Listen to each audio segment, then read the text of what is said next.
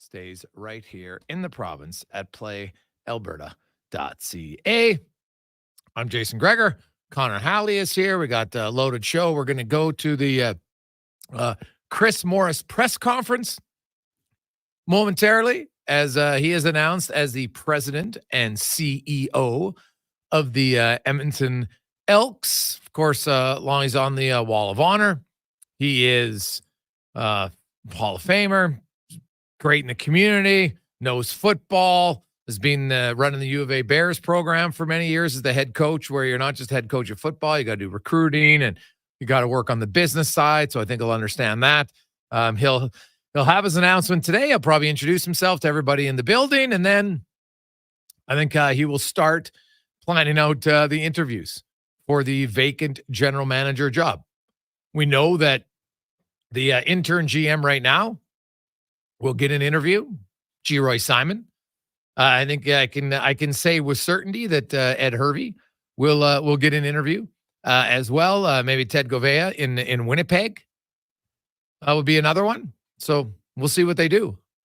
Timeline on when you'd want that done. Could it happen before Grey Cup? It's pretty dicey. Basically, he would have 2 weeks to do it. I guess he could, maybe he's going to work on the weekend and start interviews right away. But keep in mind, you've got the semifinals this Sunday, then you are this weekend, and then you have the finals in both the East and the West next weekend. And then you lead up to Grey Cup. And that week, really outside of Don Matthews in 2001, I can't ever remember any announcement during Grey Cup week. They don't like it. You always do it beforehand. So there's not a lot of time. I would think you could have that announcement maybe right after Grey Cup week. We will see. 833-401-1440 is the text line in our eWell inbox, 833-401-1440. Text coming in already. Oilers, by the way, they are in Nashville tonight. Of course, Connor McDavid out of the lineup. Leon Draisaitl will center Podkolzin and Arvidsson. Jeff Skinner, Zach Hyman will flank Ryan Nugent-Hopkins. You'll have Adam Henrique with Janmark and Brown. Drake Caggiula back for his second tour of duty with the Oilers. Noah Philp will make his NHL debut tonight for the Oilers in Nashville. Corey Perry on the right wing.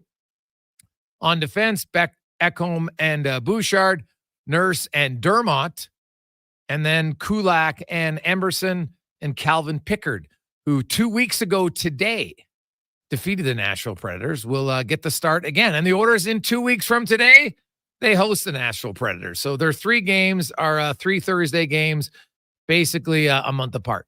Thursday, 2 weeks later, Thursday, 2 weeks later, Thursday. And that's where it is. So the Con's going to give you the thumbs up when the Chris Morris presser is ready to roll. And we'll get to that, of course, the unveiling of him as the CEO and GM. We also have this little traffic update for you. The intersection on 66th Street and 153rd Ave is closed in all directions due to a very bad accident. If you're coming off the Henday, avoid 66th Street exit at all costs. Take Manning instead.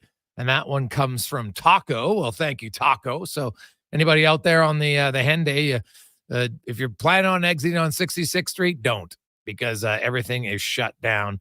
Pretty bad accident. Hey, Gregor Hervey's got to be the guy. Weren't him and Morris teammates? Yes, they were teammates, of course. Chris Morris drafted in 1992, won a Grey Cup in 1993, also won Grey Cups in 2003 and 2005. Hervey was a teammate for both of those. Knows them well. Yeah. Does that matter? I think it does to a bit. No question. Anybody out there, when you're hiring someone, if you have a previous relationship with them, it helps if you know them, because it can help good or bad. You can know what you don't like. You can know what you like. I think Chris Morris would probably have a pretty good sense of what Hervey is. Hervey obviously has experience as the general manager, currently the GM in Hamilton. Now his contract expires at the end of this year. I was told that there'd be no issue from Hamilton if Edmonton asks to grant permission for him to interview before his contract is officially up. That doesn't mean that he would leave, but they would grant him permission. You never want to hold people back if you can avoid it.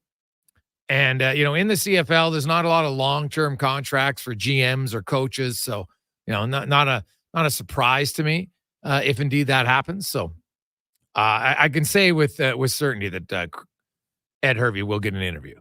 G. Simon will get an interview. Ted Govea in Winnipeg. Now, they aren't able to do an interview with him until his team is out.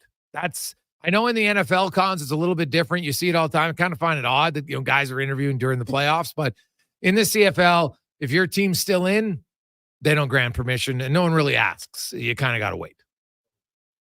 Yeah, it is kind of interesting when it comes to that. In the NFL, you'll hear stories of, assistant GMs, assistant coaches, coordinators flying out to different places to do these interviews. It's kind of an interesting thing because you're thinking like, this is not where your attention should be. Some coaches will wait and see, but if you wait too long, all the good opportunities can pass you by. So it's interesting that the NFL does it that way. I prefer, I guess with the NFL or CFL playoffs, it's going to be done a little bit quicker and you're going to get right down to it. So I like the way the CFL does it personally. I think the NFL is so concerned about, we got to get scouting, we got to get free agency. Like, let these guys focus on their current state. Yeah, like honestly, are you going to miss anything in those few weeks? Like, give me a break. I think it's a little bit of, we're so important that this needs to happen at that point. So we'll see how it goes. Coming up on the show today, we will have Chris Morris live joining us at 4:00. Pete Weber will be by. TR, of course, Dalton Wasserman will talk a little fantasy and a little NFL. We also have the pregame show with Walks. That'll get going at 5:00.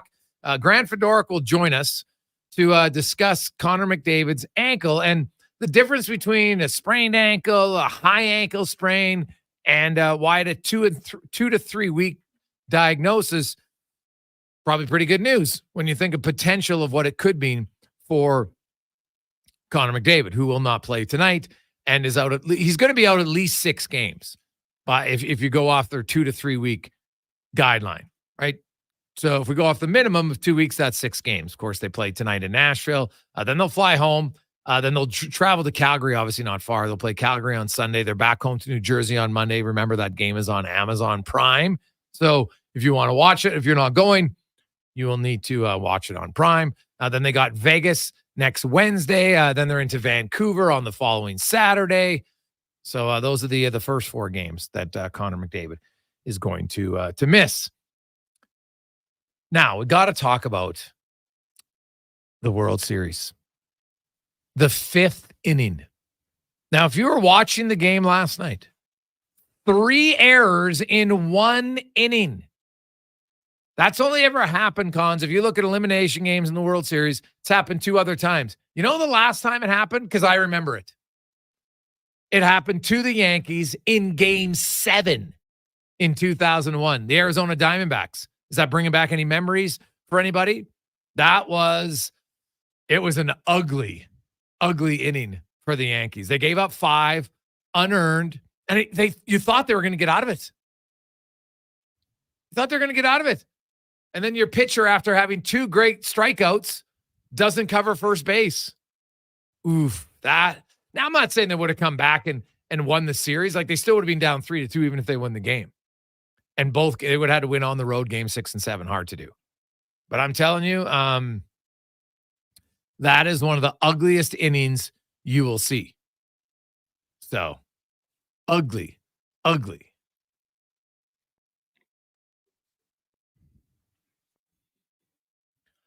Do you want to go to Chris Morris, Conman? Yeah, here, let's go to Chris Morris. Here's his opening presser as the new head coach, GM and CEO. CEO and president. And when it's hard and when it's tough and when things aren't going well, you will be able to count on us to make sure that we did what we said we were going to do. And that will radiate through the community, and that will radiate through our organization, where people who work here will feel that. They will know that they will be looked after. They will know that if they do their job, they will know if they do it our way, the way that we look after each other and the way that we protect each other, that they will be safe here. We will build it around passion. We will build it around passion. We will have people here who care. We will have people here who love this game and everything it does for the people who play it and for the community. I've coached kids for my entire life, whether it be a helmet, whether it be a flag belt, and goes out onto the field, and the first time experiences being part of something bigger than them, that kids feel for it, is the passion we as an organization from top to bottom need to share. We need to love this game and what it does for our community. And we need to make sure that we understand that it's our responsibility to carry that forward. Passion is a part of our foundation. I promise you, the revolving door is over. The revolving door that's existed at every level of this organization, from the president's office to the players on the field, where you've got 10,000 extra lockers in here because the beginning of the year you got to cut 10 guys after 5 weeks, after 3 weeks, that is now over. We will build consistency here so that we can build a sense of family. I played here 14 years and we never missed the playoffs. The 1 year we got in trouble, we had 25 lockers in here and we were running through guys. You cannot win that way in this sport. Football's a tough sport. You need to have people who you can count on. You have to have people who you can rely on. And you cannot have that if you've got disposable people coming through your building. We will change that. The revolving door is over. The last thing I want to talk about from a foundation standpoint is innovation. I came here 32 years ago, maybe even more than that, with a gym bag and a bag full of clothes. And that's all I had. And when I got here, I met some incredible people. I met Hugh Campbell. I met Ron Lancaster. I met Bill McDermott. I met Rod Conop, who's standing in the back right now. And they knew how to win. They had something called the Eskimo way. And I'm going to say this to you because the Eskimo way is used so many times in so many different ways. I'm going to say this to all of you. We need to use that as a pathway forward. We need to use it as our foundation, but we need innovative people that aren't going to use that as an excuse to not do something new and inventive. We need out-of-the-box thinkers that are going to figure out ways to be better on the field, better in the boardroom, and to get some people on the stands. What we've done right now, we need to get better at, and we need to think of different solutions. So innovation is going to be a big part of this. With those foundational pieces in mind, with the core values I've just talked to you about, we are going to start moving forward with the work. The first piece of work we have here is to get our football operations team in place.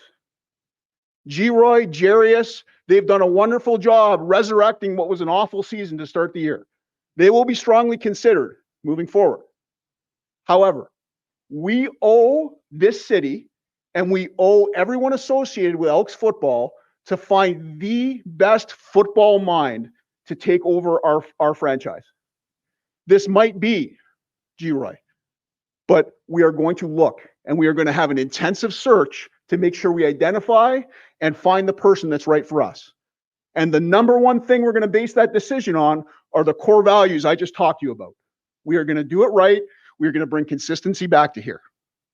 If you look at a timeline for what we're going to do, we're going to start interviewing general manager candidates immediately. Starting on Monday, we're going to start looking at putting interviews together with general managers that are available. We have some limitations around who we can talk to until the Grey Cup takes place. By the time the Grey Cup takes place on the 17th, there might only be 1 or 2 people left that we want to talk to. The 17th is the last day that their competitive football is being played. The 24th is the deadline that I'm setting for myself to have a general manager in place for this team. There is a timeline that we will follow.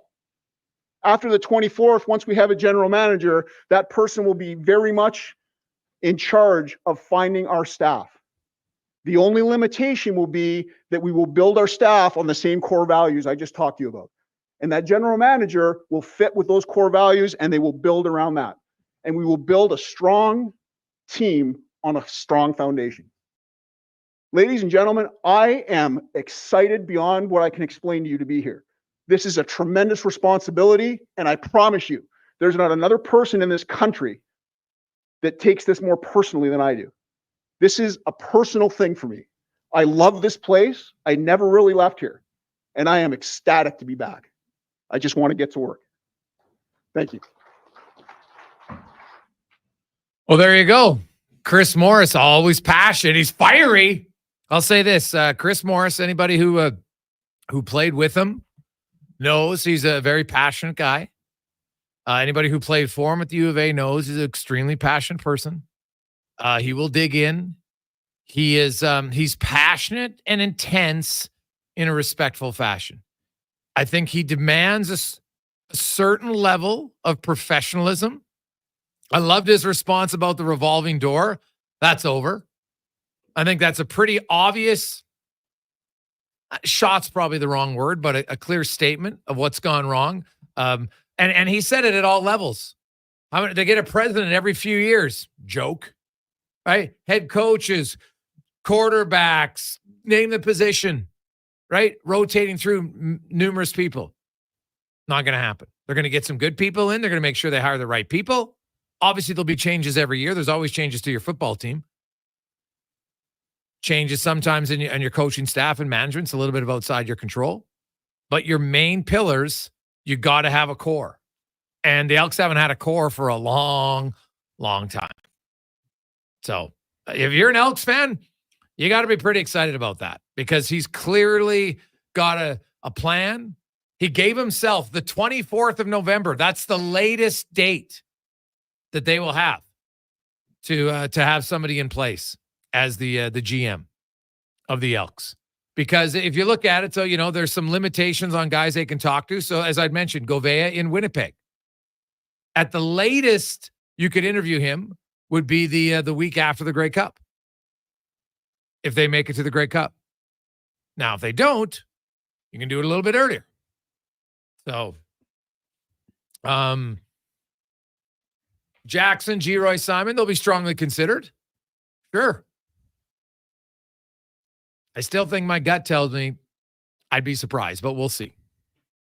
See what happens. The Elks got some good pieces in place.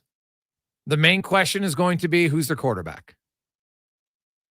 I think it's an obvious choice. We'll see what the organization thinks. So we'll find out that. We got a lot of texts to get to, 833-401-1440. We'll get to those.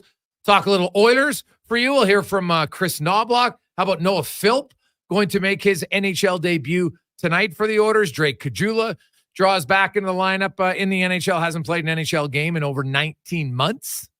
Last game was in March of 2023. He's going to be excited. Philp will be excited. They're going to try to bring some energy to a team that desperately needs it, especially in the first period. The Oilers have 3 goals in the first period. Not good enough. Not good enough at all. So they need to be much, much better tonight. There's no Connor McDavid, but there's no excuses. And I'll outline that when we return on the Gregor Show, presented by PlayAlberta.ca. Hockey is back, and Play Alberta, Alberta's #1 sportsbook and official partner of the Edmonton Oilers, has you covered with bigger offers, boosted odds, live betting, player props, and more. New to Play Alberta, new players now receive $200 in free bets just for signing up. You already play? Get a $10 free bet for every $100 you bet every week all season long. Visit playalberta.ca and make your picks today. Bonus terms and conditions apply. Scott McGilvery here, HGTV host and renovation expert. The one upgrade I know homeowners will love: better, fresher Culligan water straight from the tap. Culligan's Aquasential reverse osmosis filtration system takes your water to the next level. With up to 7 stages of filtration and 14 filter options, they're certified to reduce over 90 contaminants. Your tap water is about to get a major upgrade: safer water that tastes great. Get started with a free in-home water test at Culligan.com. Culligan, water you love. Experience more at the Edmonton Expo Center. Come for Canada's largest trade show, the biggest names in entertainment, exhilarating sporting events, and more. Stay for the experience. But it doesn't end there. Maximize your brand exposure with Edmonton Expo Center's new cutting-edge feature screens, spanning Western Canada's largest venue space. Captivate an annual audience of over 1 million visitors during iconic events like Pro Rodeo, Disney on Ice, Glow, K-Days, and so much more. To learn more, call 780-660-0514 or visit center.com.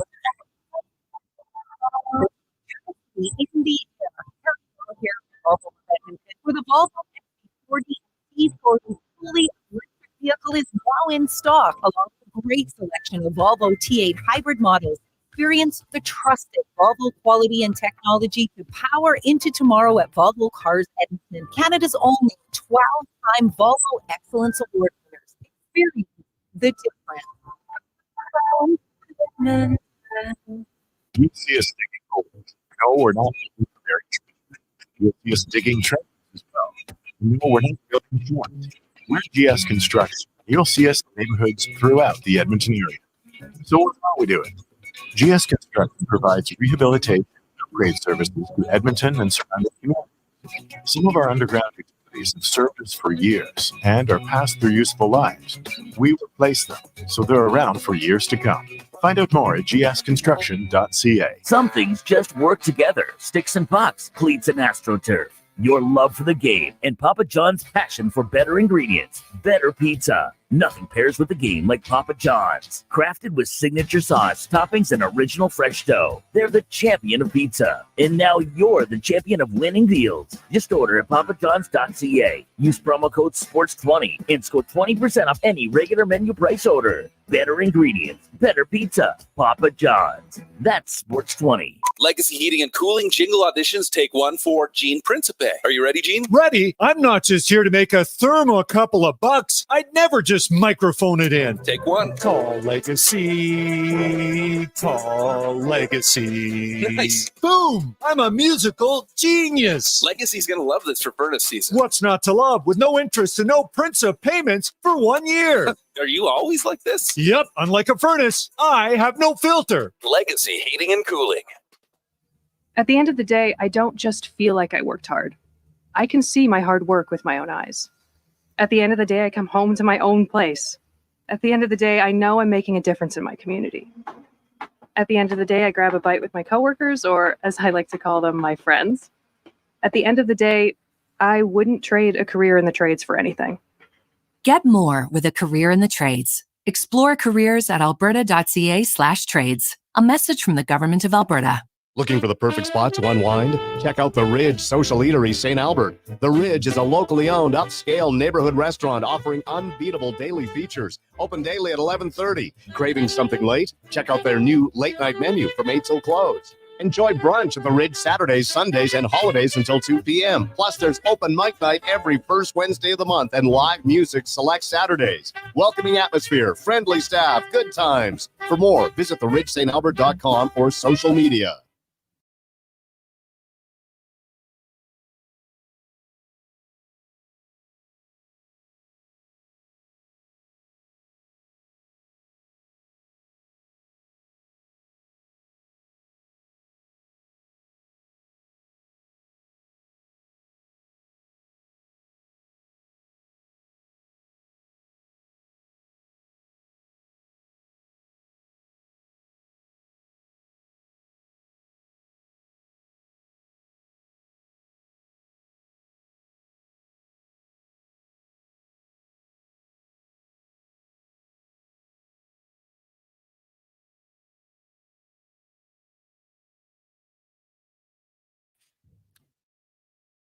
Well, a great Thursday edition of the Jason Gregor Show. How are you? Happy Halloween. Hope you have big plans for tonight. My only recommendations on Halloween are two things. If your teenagers are on the fence about going, let them go. And if you're somebody who hands out candy, like think about how fleeting that innocence period was in your life and how much as an adult you'd love to go back to that time in your life. Maybe not always, but, fleeting innocence doesn't last very long. And I don't care how old. So, heck, you can be 18. You came to my house for Halloween. If you want to get out and walk around and say trick or treat, I give a chalk bar. I don't understand people. Oh, geez, you're too old for that. Why? I smile at the teenagers the same way I smile at grade oneers. It doesn't matter to me. Go out, have fun. Is anybody who remembers being a teenager, it can be a difficult time, especially when you're going through hormones and everything else. You're like, what the hell's going on? There's a lot of changes. It's a tough time. You don't really know what's going on. So to me, I look for one night if they want to feel young again and go trick-or-treating, all for it. I have no issues with it whatsoever. That's my only thing about Halloween. I like everybody who goes out, and I don't care how much effort they put into their costume. Look at me. My costume's not great. Online poker player. Hoodie, sunglasses, hair. Pretty much sums it up. So there you go. I could have brought some cards, I guess, but not really going to play while we're on the show.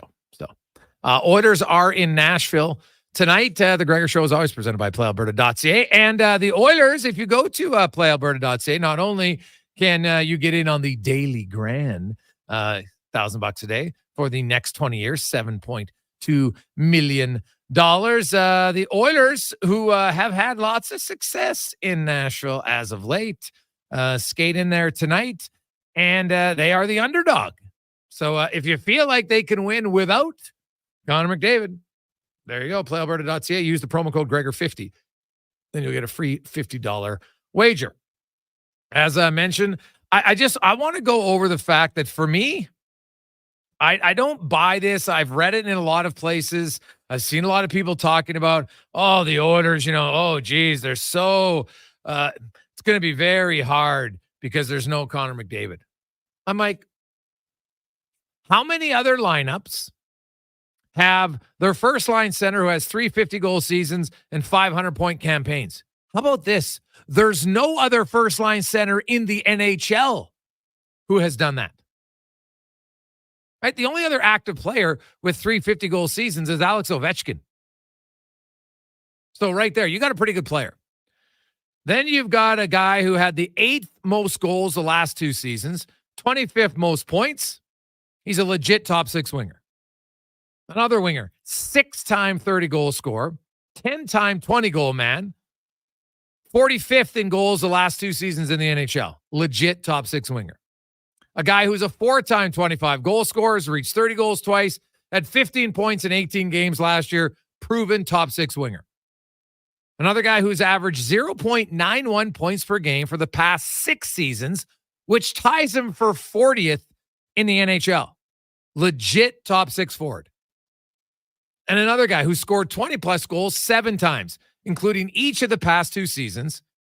Excellent third-line center, Adam Henrique. Draisaitl, Hyman, Skinner, Arvidsson, Nugent, Hopkins, Henrique. No issue. Yeah, Podkolzin's playing in your top 6. Lots of teams have a guy in their top 6 who isn't a proven top 6 player. That's just a fact. You can look at the numbers. It's no different. Very few teams have all 6 top 6 scorers. Now, the Oilers have that when McDavid's healthy. And throw in Evander Kane. And they'd have even more. Right? You could have 8 guys on your team. Well, 9 if you count Connor Brown, who scored 20 goals. Now, Connor Brown, he's done it twice. So I guess he's capable of it. I don't necessarily expect that from him. What about on defense?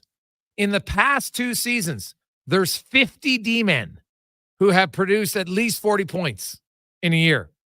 Edmonton is the only team in the league that has 3 who had 40-plus points on their respective team. Bouchard, Ekholm, Nurse. And did you know the last 2 seasons at even strength, they are 12th, 15th, and 18th in points. 3 of the top 18 scoring defensemen. Don't tell me the Oilers don't have enough offense. It is a recency bias based on 10 games. Does their offense have to play better? 100%. Do they have to have some finish? 100%. But don't tell me and don't buy into it and don't repeat it that the Oilers are this just bottom of the basement offense without McDavid. They aren't.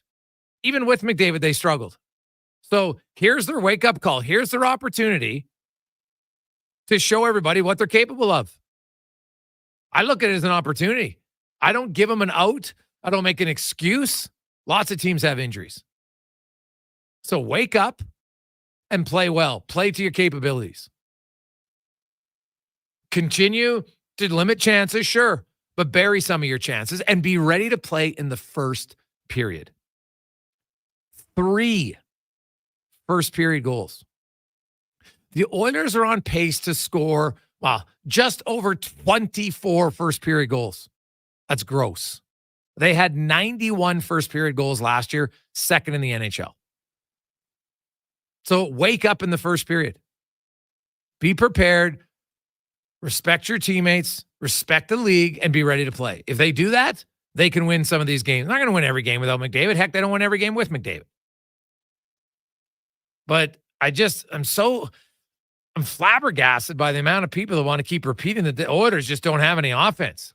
Go through teams in the league and tell me that they would have 8 forwards currently on their team who have scored 20 goals.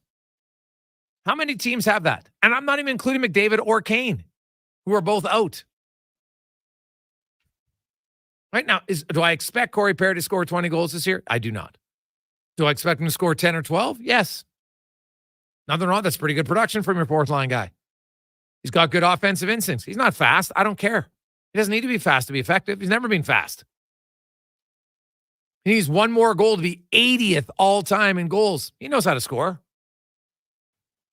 Now, it's lower than his early in his career, and that's expected. But how many fourth line guys on teams do you look and say, hey, I'm pretty confident that guy can score 12 goals? Not many. So he can do it. Adam Henrique. Connor Brown can be at least a 15-goal scorer. I'm not asking him to score 20, but he can chip in. They can all chip in more than they have. Leon Draisaitl does have 6 goals, on pace for 49. But even for him, he's only got 10 points. That's below his standard. So rise your game, Leon Draisaitl. That's what they need to do. If your point is they got to play better, I will agree with you 100%. If the point is they don't have enough skill, I will debate and argue that for a long, long time. Because to me, that's not the issue. That's not the issue at all. So when I look at the Oilers lineup tonight, like look at Nashville. Let's go player by player in their top 6. Does Nashville clearly have more skill than the Oilers? And oh, by the way, they're not scoring either. So even if you want to use this season as example, they come into this game tonight, they're not overwhelmed offensively at all. Where Nashville, obviously their number one defenseman, Roman Josi, is better than any number one defenseman in Edmonton. But he's playing with Luke Schenn in their top pair. It's not like it's the top pairing of Bouchard and Ekholm I would take over Roman Josi and Luke Schenn. Right? I would. Then you look, I like Forsberg, O'Reilly. Right? They got Marchessault now on that line. They switched it up. Stamkos is with Novak and Gustav Nyquist. Is Tommy Novak a better second-line center than Ryan Nugent-Hopkins at this stage? Come on. I don't think so. Like, break even. Colton Sissons, is he as good as Adam Henrique? Is Jankowski and Evangelista better than Janmark and Brown? Clearly? I don't think so. And then you got Michael McCarron, Cole Smith, Zachary Leroux as their fourth line. Kajula, Perry, and Philp. Is that one where you're like, oh, big advantage Nashville? No. Now, UC Saros in goal, I would say that's an advantage Nashville over Calvin Pickard, sure. But even without McDavid, this is a game, if the Oilers play to their potential, they could do it.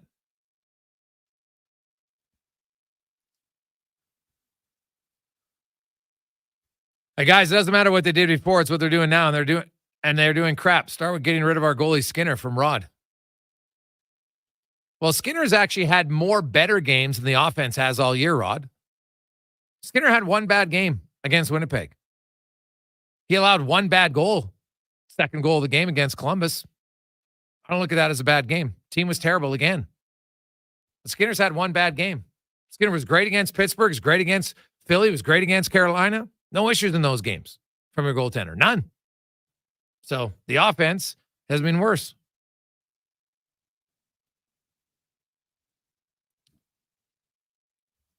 Hey, guys, I think the team just needs to play with some determination and heart, and they'll be okay. Or Mark in St. Albert, I would tend to agree. I think it's a little early to write off the Edmonton Oilers, but here's their shock to the system, if they needed one. It's come in the place of losing their captain. So, let's rock and roll. And let's see what you're made of. This is a wonderful opportunity. Right? What was that line? Opportunity knocks. I think it was Tippett who said that. And that's exactly what this is for the Oilers. Guys are going to get more minutes. They're going to get more opportunity. So you can view it two ways. You can be woe is me, or you can be like, hey, we're a good team. We got a lot of other good players. Let's go out and show it. And then when Connor McDavid comes back, we're playing better. That makes his return to the lineup, makes our team even more powerful. No question. Like, I understand in theory why people are like, oh my goodness, they're losing Connor McDavid. He's the best player in the game. Since he's entered the league, Connor McDavid scored 992 points. The third highest scoring player in the league in that time is Nathan McKinnon. McKinnon's played one fewer game than McDavid. And he has 176 less points. And Nathan McKinnon is a dynamite player. He's a lock first-round Hall of Famer when his career's over. But he's still averaging 20 fewer points a season than McDavid over 9 years. That's a significant difference. And by the way, you know who the second leading scorer is in that time? Oh, Leon Draisaitl. Not bad player. So I can't get on board. I can't get on board with it. Hey guys, it's not Draisaitl's lack of passing, it's having wingers can't score. Well, lack of finish has been an issue. I don't think Draisaitl's played up to his potential at all so far through 10 games. How many passes has he made that they didn't get through? He's had way more passes intercepted than I can recall in a short period of time, and he'll sort it out. I think he's at times forced some passes. Right? It's taken too many undisciplined penalties, no question. Frustrated penalties. That's got to stop. So I don't think they're above conversing about how they've played. Right? And Draisaitl, well, some will say he struggled. He still scored 6 goals in 10 games. He's got as many goals as the rest of the order forwards tonight in the lineup. So forwards, chop, chop, time to produce. You can look up and down. 11 other guys can produce more. Right? Jeff Skinner's got 2 goals. Great. He's only on pace, though, for 16. He can produce more. Hyman, obviously. Nugent Hopkins. Arvidsson, obviously. Go down the list. They all can. So I'm kind of excited. To me, I always like to see how people will react. And there's some adversity. Of course, you'd rather have McDavid in the lineup. You'd be an idiot to say otherwise. We all know you want McDavid in the lineup, but he's not there. He's only going to be out a few weeks. So now, speaking of his injury, I don't know the difference really between an ankle sprain and a high ankle sprain. I can understand the high means it's a little bit higher. I get it, but we'll talk about that. Did the Oilers maybe dodge a bullet here? It's only 2 to 3 weeks for McDavid that the rehab looks like. What's the difference? We'll talk about it next with Fedoruk on the Gregor Show, presented by PlayAlberta.ca. The Locks are on a timer. They're going to get out. Sounds like the men and women of Action Electrical.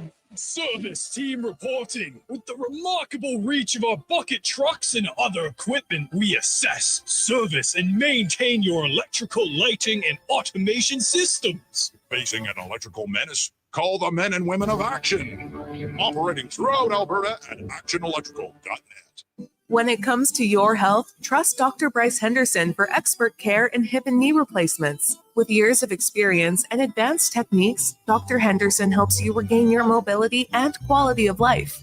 Your health is my priority. Let's get you back to doing what you love. Put your health in the hands of a trusted expert. Book your consultation with Dr. Henderson today. Visit vitalsurgicalspecialist.ca or call 587-391-7864.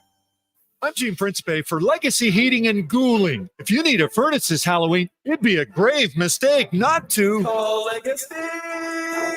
Call Legacy. Need repair? Revampire your furnace. Just call Legacy. Call Legacy. Legacy has a skeleton of furnaces in stock. Call Legacy.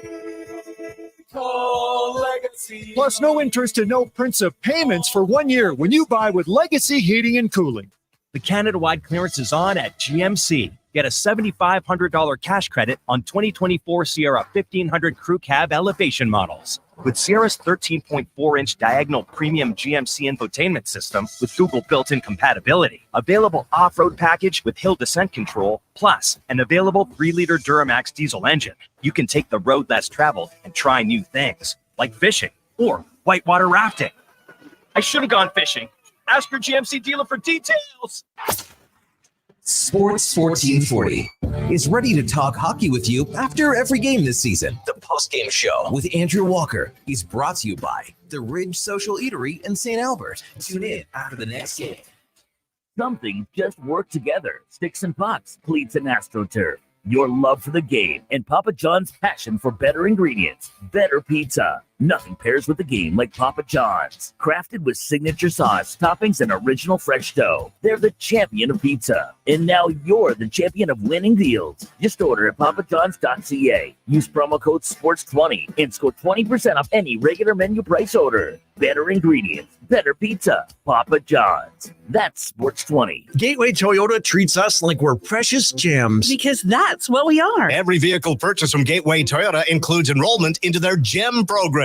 It stands for Gateway Exclusive Membership. And it gives you 5-year access to over $2,500 in benefits. Free oil changes. Free tire and windshield repair. Free car washes. Even an annual detailing. You'll also get special discounts, trade-in bonuses, and referral rewards. I feel like a gem. At Gateway Toyota, just off Calgary Trail at Ellerslie Road.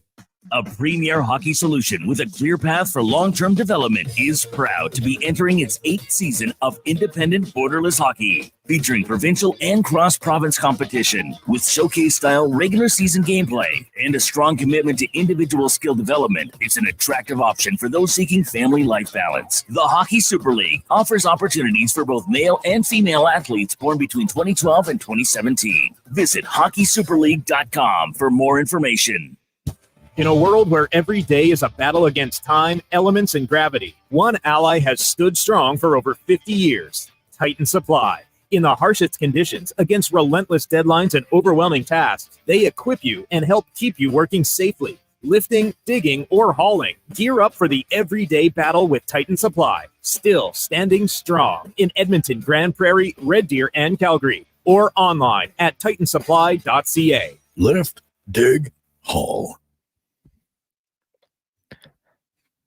Portions of this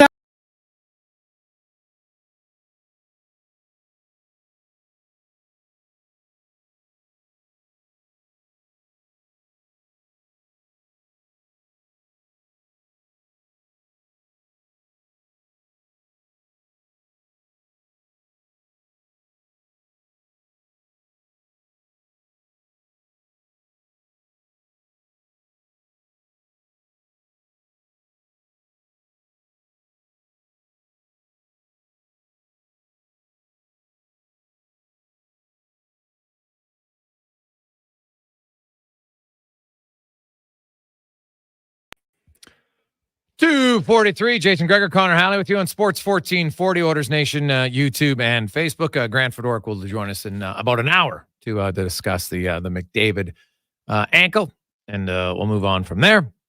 Let's get to our football report brought to you by Legacy Heating and Cooling, home of the no payments. No interest for 1 year on your furnace. Stay warm all winter. LegacyHeating.ca. As Dalton Wasserman from Pro Football Focus joins us once again. Dalton, how you doing, my man? Fantastic. How you doing this week? Well, it's good. It's Halloween. Are we going to get a trick or a treat tonight from the New York Jets? I got to be honest. I think it's still going to be a trick. I understand the books are saying they're favored and the Texans are really banged up, but the Jets are a classic example of a team that you have that does have a reasonably good amount of talent, but they're not executing, right? And the Houston Texans are not an opponent where you want to just try to find your way to start executing against them. I have a feeling it just feels like week in and week out that C.J. Stroud keeps finding a way to win. He's so level-headed no matter what sort of adversity is in front of him. And I think he and Joe Mixon in the backfield especially are going to find a way to do that again. Well, exactly. I look at Houston. I'm like, how the hell are the Jets favored? They're 2-6. Their quarterback is consistently prone to ill-advised throws at times that end up in interceptions. And then you got, like, it's funny. CJ Stroud continues to play like a 10-year veteran. So he just doesn't make many mistakes. Now, he did lose his number one receiver, obviously, in Stephon Diggs. That's a big loss for them. But I look at him and they just find ways. Like, his poise as a quarterback is well beyond his games played.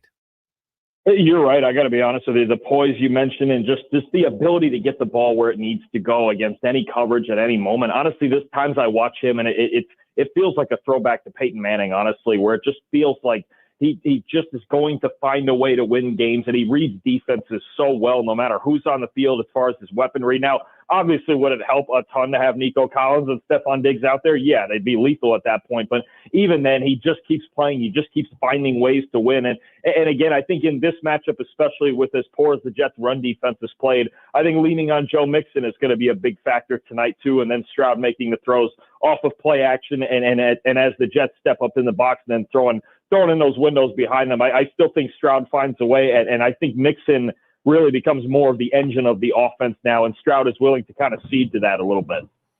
Yeah, you look at the Jets overall, and there's a lot of people. I don't know if it was a sexy pick. I kind of fell into the trap too, thinking, hey, you know what, they're going to take some steps here, but it hasn't worked out. Are they better than their record, or are they, you are what your record states? Where do you come out on the Jets?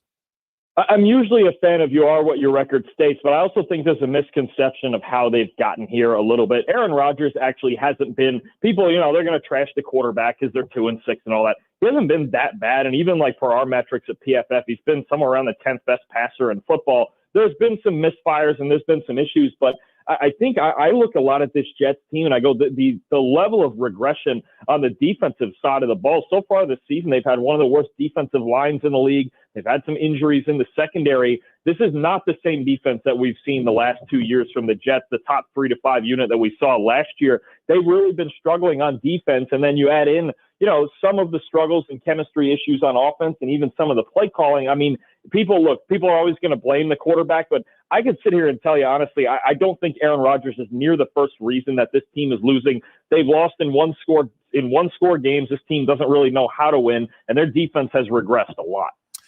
Are we going to see more of an impact from Davante Adams tonight? And if so, why? You would think so. If so, it's just because it's a natural progression. Even for as much chemistry as Adams and Rodgers do have, you would think just getting more into the playbook and having another week of practice would make things better, right? And I think they just need to get a little less vanilla in their passing game and move these guys around a little bit, balance it out. Now, last week, Garrett Wilson had the big week, which is fine. I mean, we have two guys like that. If one of them has a big week, great, you increase your chances of winning. But I think it just comes down to just more practice time, more reps, and then just figuring out how to use Adams at an optimal level, along with Wilson, along with Breece Hall.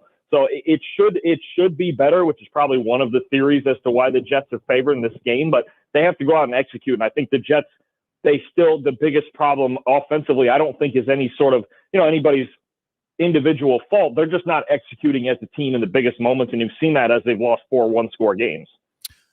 Dalton Wasserman joins us. Dalton, the first 2 weeks of the season for Bo Nix, no touchdown passes, 4 interceptions.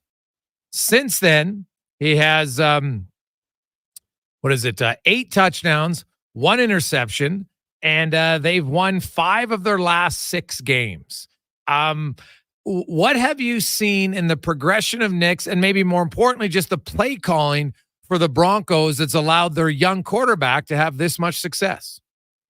I think it's just a better understanding of what Sean Payton is asking Bo Nix to do. And I think Bo, they had the one spat on the sideline where they were kind of yelling at each other. And I think Sean Payton has had to just get Bo to understand the identity of their football team. They're going to win with their defense. They're going to win some with the running game. And then Bo can be opportunistic and make the throws that he needs to make. But, the last couple of weeks, you've seen very good pass protection, and Bo in a clean pocket, just like he was at Oregon, man. When he sees the field and he's not pressured, there's nobody around his feet, he can be really accurate and really efficient. So I think what you're seeing is Bo really he's just getting more comfortable. I think, you see this naturally with rookies that progress and stuff, is that Bo's just getting more comfortable with the speed of the game, the offense. It's not an easy offense for a young quarterback to run. Sean Payton's got a lot of stuff in there, those long play calls, the adjustments, all of that. I think you're just seeing a quarterback and an offense getting more comfortable, especially when he's protected in the pocket. And it sure helps when your defense is only allowing 7, 9, 10, 14, 18 points. You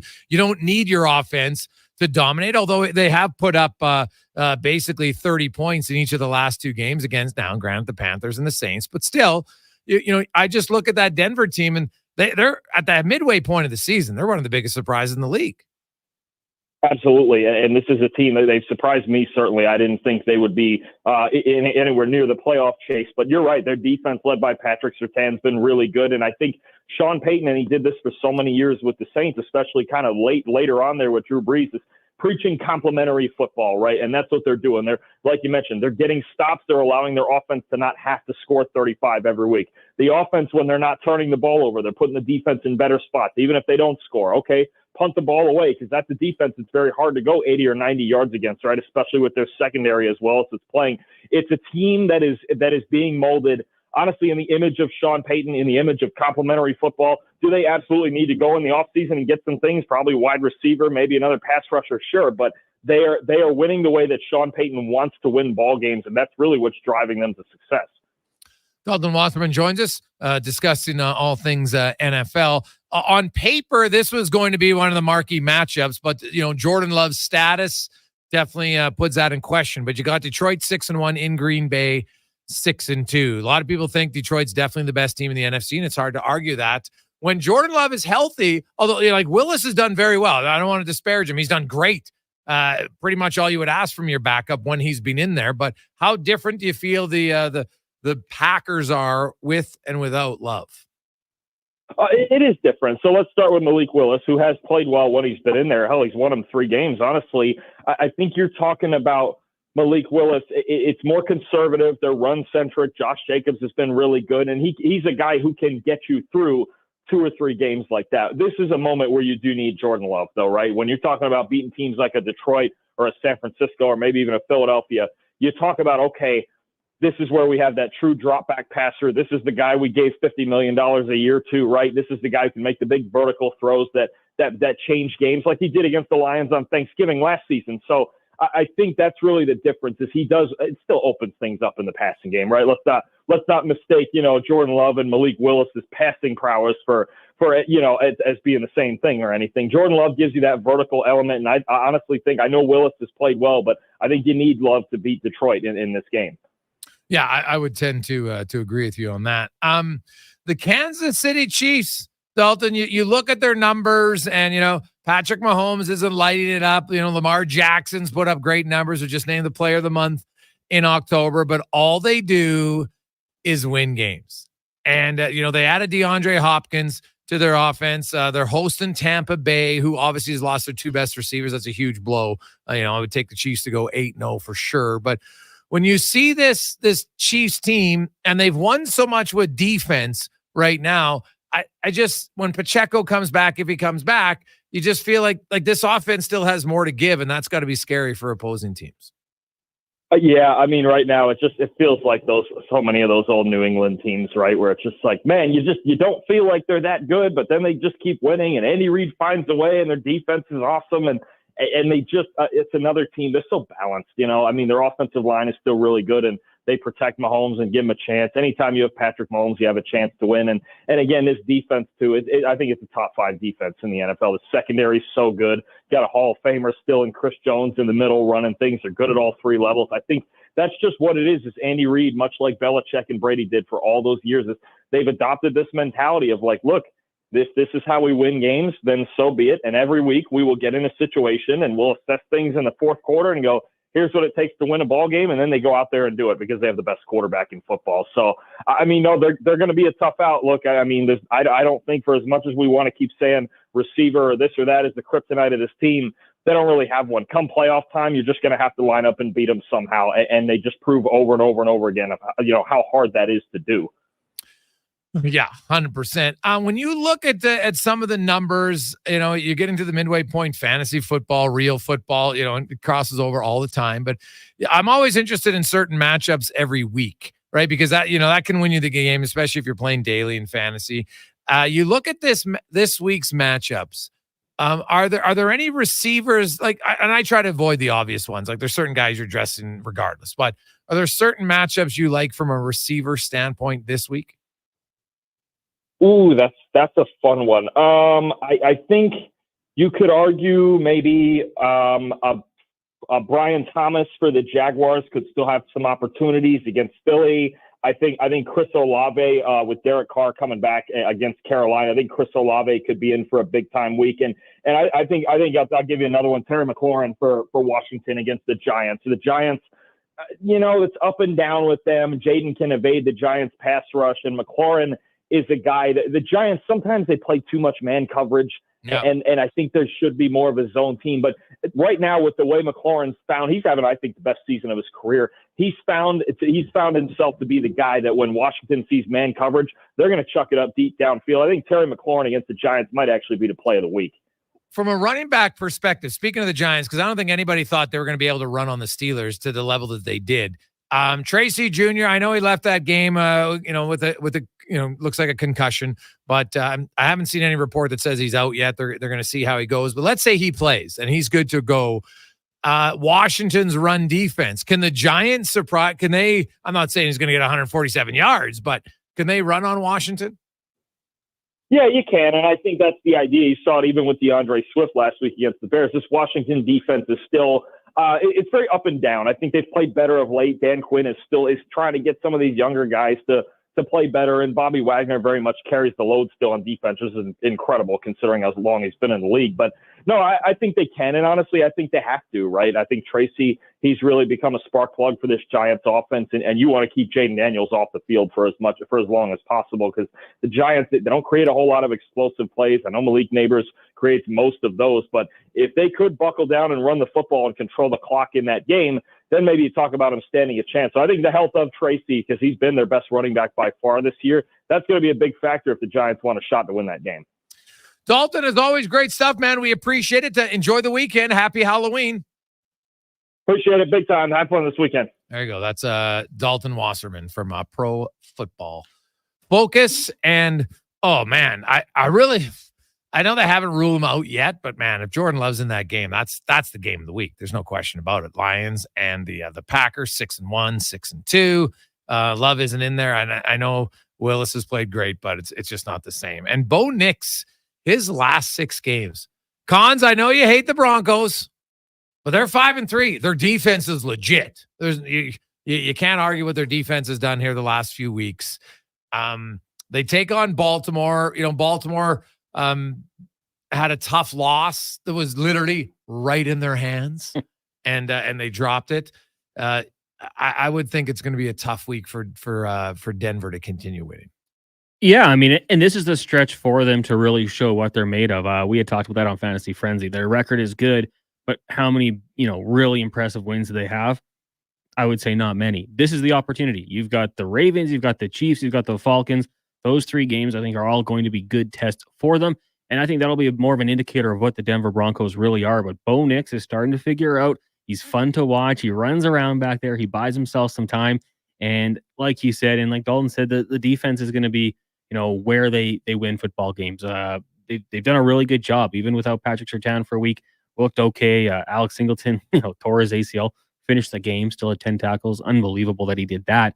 But the scheme is working for them, and they're doing a very good job. But similarly to what I said about the Buffalo Bills during that stretch when they played some tougher games, I want to see what Denver does in the next 3 weeks to get just maybe a better analysis of what they are. We saw them lose to the Chargers. They didn't look very good in the first half. Got a little bit better in the fourth quarter where they started to kind of figure things out. But it's a team that's on the rise, and you have to be. This division's going to be tough. It's Kansas City's for the foreseeable future until one of these teams, the Chargers or the Broncos, can find a way to slow Mahomes down, which hasn't been easy. Even with his statistics not looking that good, if they're within 6 points in the fourth quarter, you just can't see that they're going to lose the football game. No, it's hard not. He just doesn't make a mistake at crunch time. Not at all. Let's get to the Command Sports 1440 update brought to you by Booster Juice. As they're celebrating 25 years. And for this huge milestone, they are bringing back the favorites. Original, Marathon, and the very popular Orangesicle. Download the Boosters Reward app, order one today, or stop in store only at Booster Juice. This is the Sports 1440 update. It is a game day. The Edmonton Oilers on the road taking on the Nashville Predators. Puck drop just after 6 o'clock. Our pregame coverage here on Sports 1440 gets going at 5 with Andrew Walker, Jason Gregor, and Donovan Paulson. Once it wraps up, the boys will be back for postgame as well. Elsewhere around the NHL, Kraken in Toronto. The Flyers host the Blues. Ducks take it on the Penguins. Caps up against the Montreal Canadiens. Bruins in Carolina. And the San Jose Sharks hosting Chicago to wrap up the evening. Week 9 in the NFL will kick off tonight at 6:15 with the Houston Texans heading to New Jersey, to take on the Jets. That one starts 6:15. And finally, was made official today. The Edmonton Elks naming Chris Morris as team president and CEO. He will join us at 4 o'clock here on the Jason Gregor Show. Coming up in hour 3, we will be joined by our usual Thursday co-host, Terry Ryan. Also, we'll talk to Grant Fedorka, leading edge physio, about Connor McDavid's ankle injury. I'm Connor Halley. This has been a Sports 1440 update. It's Sports 1440, a Stingray radio station broadcasting on Treaty 6 territory. Download the free iHeartRadio app and listen to CKJR wherever you go. Michelle and Colette are sisters. Sisters who don't agree on much, especially when it comes to which hockey team is the best. Edmonton is the best, baby.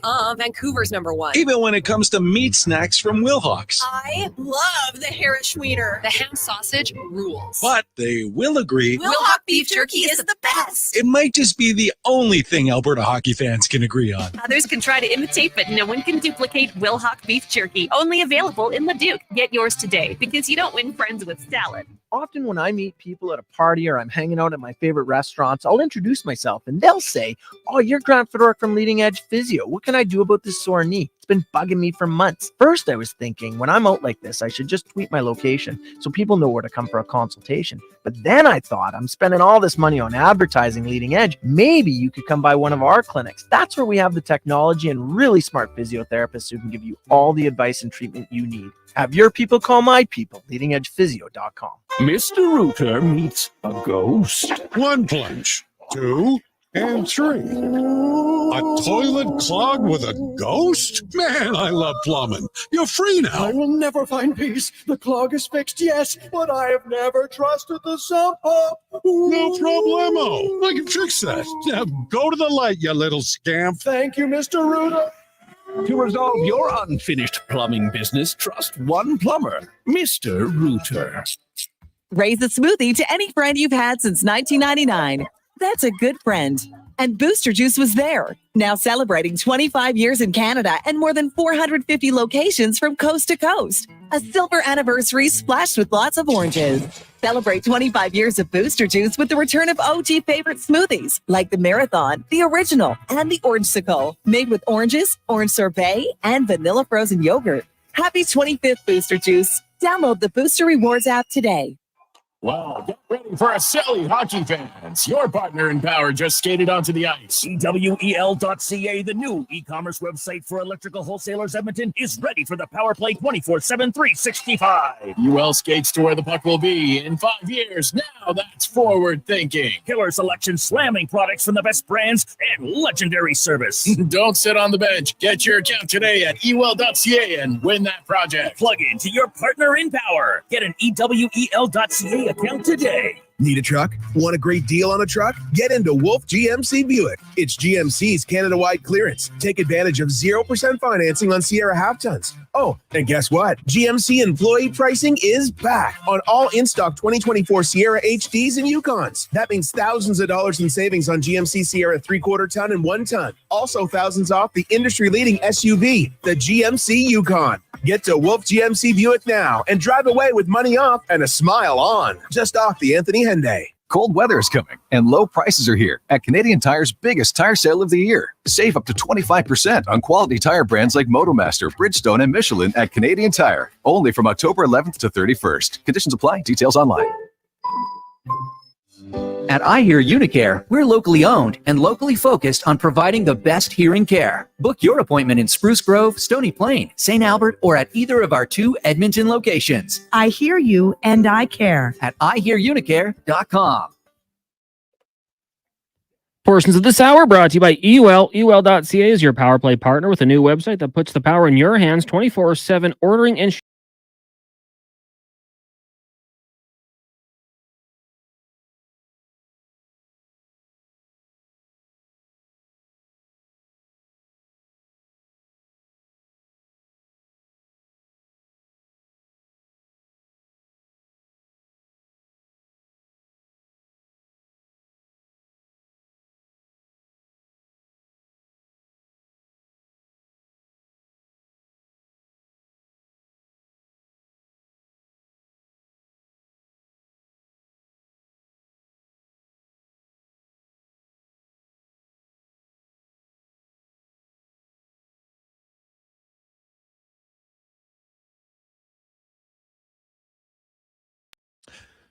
3:06. Happy Halloween. Sports 1440, Orders Nation, YouTube and Facebook. Jason Gregor, Connor Halley with you. Hope you're having a great day. Remember, when you make your way home tonight, especially when you get in those residential areas, slow down, be on the alert, because, hey, remember how much fun you had as a trick-or-treater? God, it was fun. Like, it's such a simple thing, but it's so great.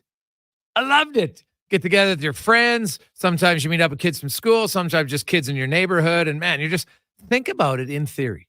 I get to walk around. I get to ring on somebody's doorbell, say trick-or-treat, and I get candy. That's it. It's unbelievable. It's one of the great benefits of childhood, I would think. Super fun. I know kids who can't eat a lot of the candy. Just, they might be, gluten, so they can't eat, so that eliminates a lot of stuff. They just still love going out for the experience. That's what makes it so fun. You see everybody dressed up. Some kids get into it more than others. I'm not creative enough to ever come up with a great costume, to be honest. Had a few, but usually it was when people helped me get them. My son's inherited that gene. He basically goes as a soccer player every year because he loves wearing shorts. He does. Honestly, like it's a battle all the time to get him just to wear a pair of pants. He wants to wear shorts all the time. Like I think he wears shorts right. Well, the other day actually started to wear pants to school now. He's like, Dad, I wear sweatpants. So, but he likes to be a soccer player because he can wear shorts. No joke. So I think he's been a different soccer player. He's been Messi once, Ronaldo once, and God, who? I don't even know who he is this year. I'm drawing a blank on it. Oh, Mbappe. That's who he is, Mbappe. So there you go. Actually, no, he was Mbappe last year. He is Florida Messi this year. That's who he is, Florida Messi. Got a little bit of the pink going on, Con, so it's nice. Could be a chance to make some Florida man. Yeah, do something really silly. Now, this is your first. This is in your new place. Yeah, you and Ash, right? You're in a neighborhood. Are you expecting lots of kids? We don't know. I've asked the neighbors, and they gave me a very non-committal, maybe 30, but maybe over 100. So I think you guys better be prepared. Don't be the house that runs out. No, we're prepared for both. Okay. I've got reserves. I'd rather not give them because I store it stashed up on those Reese's, the special Halloween ones. Love those ones. Yeah, they're great. The perfect ratio. Yeah. But I don't want to give those out. So we're waiting and seeing what happens here, hoping for a lot, but not too many. I got the big chocolate bars, we got chips, and then a box of the smaller ones as well, just in case we have to crack them open. Yeah, I went. I have my table set up. I think I posted a picture of it before, and this year I think I have 16 different type of chocolate bars. I like the kids come up and they get to pick. I always keep track of which ones go first. Like the cookies and cream, I had to buy more of those. I've weeded out the Mr. Big is no longer on the table. Oh, Henry, very minimal. I think I have 4 of those this year because it came in the one pack that I bought. So I take inventory, Cons. You got to give the people what they want. You got to track the amount of kids too, right? Oh yeah, no, I counted. Ready for I know next the year? exact number. I think we're kind of at the year of we're peaking in our neighborhood, and I think we might start to see a reduction here soon. If it's not the last 2 years, we had the exact same amount of kids, 197. Really? Yeah. So, so it didn't go up last year. So now I wonder, because eventually some kids age out, right? And the neighborhood is complete now. There's not a lot of new young kids coming in. So I might see a reduction. We'll see. But I always plan I have 220, maybe even 225. So we'll see. Now let's get to Terry Ryan, who is, it's trick at 6:30 over there. You must have trick-or-treaters already at your house, TR. How you doing? Doing all right. I never thought about it. That might pose a problem. My door is right there. I live in a small spot. We'll see. I have had a few already. It's 6:40 right now. Yeah. So there might be, we'll see how it goes. I usually don't get too many where I am, but you can always just leave the candy's free candy. Can put a sign on the door. Hey, take one. I'm watching. And you just leave the bucket out there for a bit. I know people do that. Some people, because the parents, they like to go out with their kids. And so they leave it. My wife and I have always said, no, one stays home to hand out the candy. The other one goes with the kid. Now, my son doesn't need a parent this year, or actually didn't go last year either. So now it's just kind of hang out and sit on the doorstep. I set it all up. It's very elaborate. And, I like to see all the kids. got the Halloween lights on the house and everything. Got a few witches and goblins on the front porch and stuff. So it's good. I love Halloween, man. Like I just like the enjoyment that comes with it for a lot of kids. Like most people are in pretty good mood. Kids are running, and some of those kids are running more and walking more in Halloween than they do the whole month. Yeah, I've always been. You know what?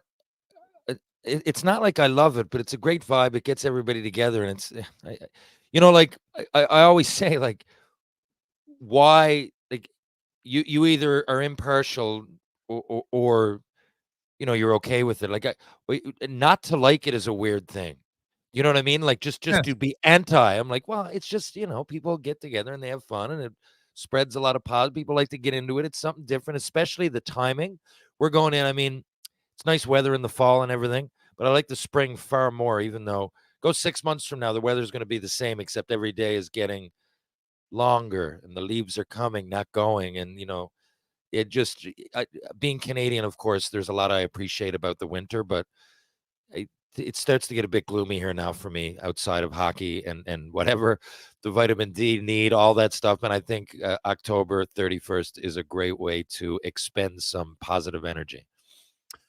So, TR, we are going to have Chris Morris join us at 4 o'clock today. We'll go to Nashville a little bit later on in the show as well. The Edmonton Oilers tonight is, I like to use the word opportunity. It's opportunity number one to show the rest of the league, show yourselves that, yeah, you know what? All your success just isn't because of number 97. He's a pretty good player last time we checked.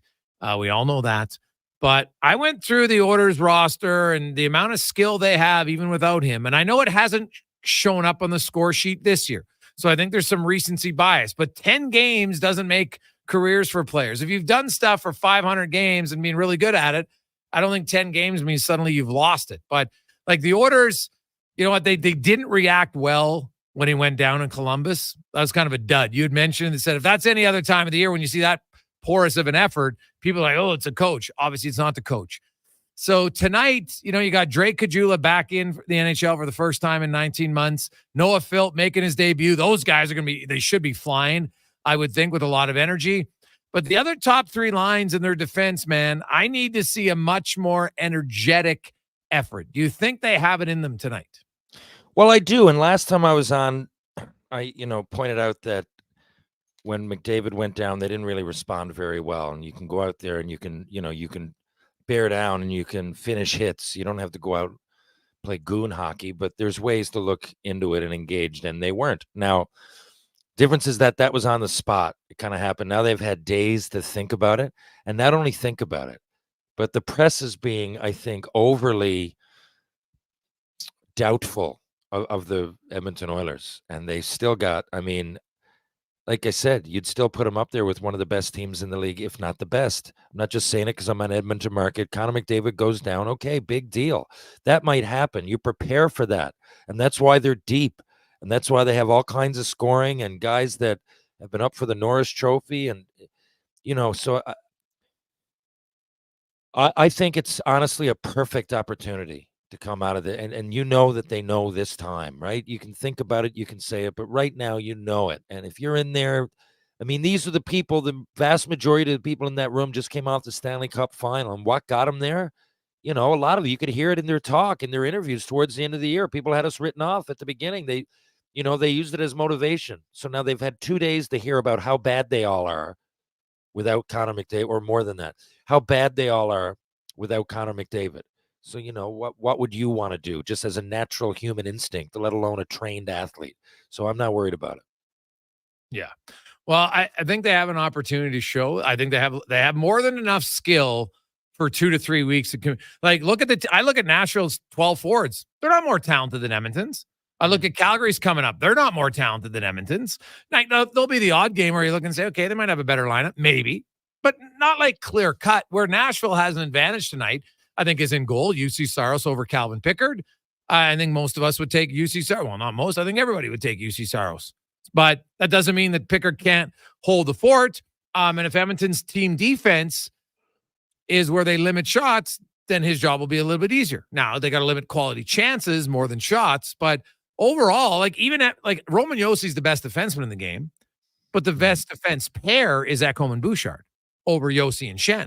So I don't see this being a game where all of a sudden it's like, oh my God, Edmonton, they're going to have to play perfect hockey to win. Yeah, and all those guys got to do, really, if those guys do their job, right? Really, like Struds always says, go do your job. I'm not talking about everybody. You can be a forward and it not bounce in the net, but defensively, really, they're just there's turnovers by players that know better. They're not on their guys. They're not close down low. They're things that are very correctable. And if I'm the Oil, you look at the introduction of Philp to the NHL. You got Kajula want to come back after like almost 2 years off. These are guys that are like experienced pros that are excited, that should be like shot out of a cannon to get there and get back there. Whereas I'm not putting who's the kid, Zach LaRue, is it? I mean, great young player. I followed him, a great young player.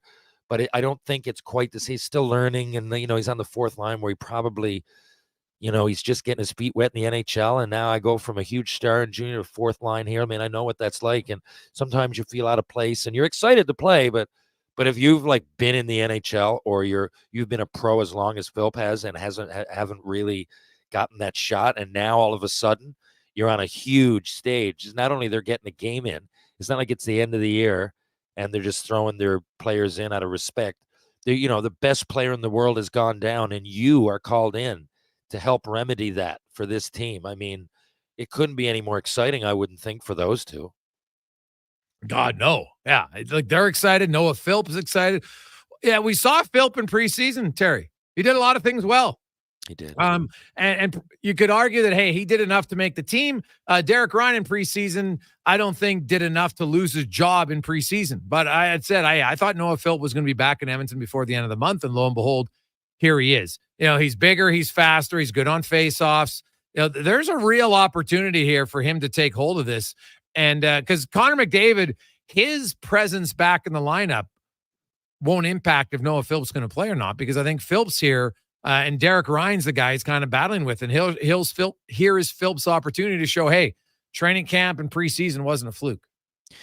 Yeah, and you let that play out. That's what healthy competition is, and that's what that's why guys get where they are. And that kind of competition is just part of the mindset it takes to be a hockey player, and survival of the fittest. And both players have been through that; they know. And I mean, that's the way good teams work. And, going back to the McDavid, really, I would be insulted if I was the Oilers. I really would. Like, it would almost become personal. I can't, there's other players that teams need real bad. Think of the noise around the Toronto Maple Leafs. When Matthews hurts his wrist or whatever it is, it's minor news in that market. I can say the same about Pasternak or whoever. They've all been injured here and there and you never hear this much of an outcry. I get it, how good he is, but in relative terms, there are other great players on other teams that people think probably stir the drink as much as McDavid. And, I mean, it's great for McDavid. It's a compliment. But for everybody else on that team, I'm like, hey, guys, we got to the Stanley Cup last year, and for all the other players that weren't there, like I said, they've got a shot to prove people wrong. I mean, for me, there's all kinds of reasons if you're skating tonight for the Edmonton Oilers to really go out and give your best effort, like a playoff style effort. I would be upset. I'd be throwing hits the first shift. I'd be right there. Like, I'm not saying it has to be all physical, but if you're going to be a scorer, like, bear down. Tonight's the night. Let's do this, boys. Like, let's really prove to ourselves and everybody else that we're not a one-trick pony with one trick up our sleeves. Yeah. Not at all. The Oilers, Nashville is, I'll say this about the Preds. Their last 4 games, they're 3-0-1. They have fixed they were leaking goals all over early in the year. Their last 4 games, they've only allowed 8. Edmonton is hard pressed to score already this year. Now you don't have McDavid. They're going to have to step up, but I think if they win this game, it's likely going to be like a 3-2 game. Now they have lit up Nashville, so maybe they can do it again, but I don't know if they can expect to score 5 goals, just the way Nashville's been playing. They shut down a lot of teams lately. What's your thoughts, though, on the change on the power play? With Ekholm and Bouchard, they'll go with 2D. Hyman, Nugent Hopkins, and Draisaitl. Do you think we see where Ekholm's at the top of the umbrella and Bouchard is maybe on that left side with a one-timer? Although I know he's very good shooting from the point, right in the middle. But do you think we slide him over a little bit and they have a one-timer for him on that left side? That's what I think they would do. That's the natural, and he has scored from over there before, right? And it's not. I mean, I understand why Bouchard would love to be in the center at the point there, but there's, look, there's ways to break it down. Yes, I think that makes sense, first of all. But second of all, like at some point as well, and I'm not just like these guys know, and they're going to bear down and they're going to do it. A lot of the problem is this shooting percentage. It's not getting the shots. It's where they're shooting them from. And they're really have some great looks with terrible attempts. And it's early. So all these analytics and power play percentages, and I just don't pay too much attention like this early. I know we're starting to get somewhere. We're starting to turn a page. It's the second month, whatever, but almost. But I really just think they're a team that needs to bear down. They're going to it's been a historic power play for a reason. Okay, McDavid's gone. Now put it in the net, boys. Come on. You're going to get a chance. Put it in the net. And I think just at some point that seems simple. It might seem cliche, but I think that they're big boys. They know how to do it. And as far as systematic stuff, that's all bells and whistles for this particular team. Not for every team, but for this particular team, I think that, they just need to bear down and do it. Jason Gregor, Terry Ryan with you on Sports 1440, Oilers Nation, YouTube and Facebook. The Oilers in Nashville, 833-401-1440 in our email inbox. We got a lot of texts to get to. We'll get to that. We're going to Nashville with Pete Weber later on. We got Ryan's Rant coming up next on the Gregor Show, presented by PlayAlberta.ca. Hockey is back, and Play Alberta, Alberta's #1 sportsbook and official partner of the Edmonton Oilers, has you covered with bigger offers, boosted odds, live betting, player props, and more. New to Play Alberta? New players now receive $200 in free bets just for signing up. You already play? Get a $10 free bet for every $100 you bet. Every week, all season long. Visit PlayAlberta.ca and make your picks today. Bonus terms and conditions apply. You've probably heard the term supply and demand. Something is needed and someone supplies it. We're GS Construction, and we're in the supply and demand business with you. Edmonton and the surrounding area continue to grow. Infrastructure has to be continually replaced and upgraded to keep up with demand. You see it with new buildings and new roads, but what about below ground, where all sorts of pipes bring you water and take wastewater away? That's where we come in. For more on what we do, go to gsconstruction.ca. We've finished construction of our gamma radiation containment facility. Is it up to code? Is it going to be safe? Sounds like a job for the men and women of Action Electrical. Testing team reporting. We test your commercial operations using tools like infrared to ensure safe operation. Trust us to prevent potential calamity before it strikes. Facing an electrical menace? Call the men and women of Action. Operating throughout Alberta at actionelectrical.net. Ain't it beautiful? What does excellence mean to you, and how does it impact your decisions? Friends, it's Carrie Dahl, and I know that at Volvo Cars Edmonton, excellence isn't an option, it's their everything. From customer satisfaction in sales, service, inventory, and retention, they excel in all. Congratulations, Volvo Cars Edmonton, Canada's only 12-time Volvo Excellence Award winners. Volvo of Edmonton. The Junior Prospects Hockey League would like to congratulate its athletes for competing in the BCHL Showcase in Chilliwack. Liam, you left circle, hold, shoot, scores! The 18U division put on a show in front of BCHL, NCAA, and NHL scouts, and proudly represented the league as they continue to develop as players and people. Thanks to the groundbreaking Universal Affiliation Agreement, unsigned JPHL players can suit up for multiple BCHL teams in the same season. Next up is the JPHL's Winter Championships in December. Weather forecast? Ugh. Savings forecast? Cha-ching. Save up to $225 on a set of 4 select tires, plus a bonus $50 off any service of $150 at Fountain Tire until December 14th. Restrictions apply. Fountain Tire. We're on this road together. The Canada-wide clearance is on at GMC. Get a $7,500 cash credit on 2024 Sierra 1500 Crew Cab Elevation models. With Sierra's 13.4-inch diagonal premium GMC infotainment system with Google built-in compatibility, available off-road package with hill descent control, plus an available 3-liter Duramax diesel engine, you can take the road less traveled and try new things, like fishing or whitewater rafting. I should have gone fishing. Ask your GMC dealer for details. At the end of the day, a job well done is something I can see and touch. At the end of the day, I'm proud to see the things I'm building in my community. At the end of the day, I cash my paycheck without worrying about student debt because I never had any. At the end of the day, I wouldn't trade a career in the trades for anything. Get more with a career in the trades. Explore careers at alberta.ca/trades. A message from the Government of Alberta. Sometimes it feels like you work, sleep, and, well, that's about it. When you finally get a break for something different at Edmonton's best games room. Top Shots Billiards and Ping Pong. Unwind with championship tables, a state-of-the-art golf simulator, and 15,000 feet of games and fun for all ages. Top Shots is a fully licensed bar and restaurant with dozens of flat screens. #1 for parties, for bookings for any size. Top Shots, the best thing to happen at pool since chalk. In Millwoods and at topshots.ca.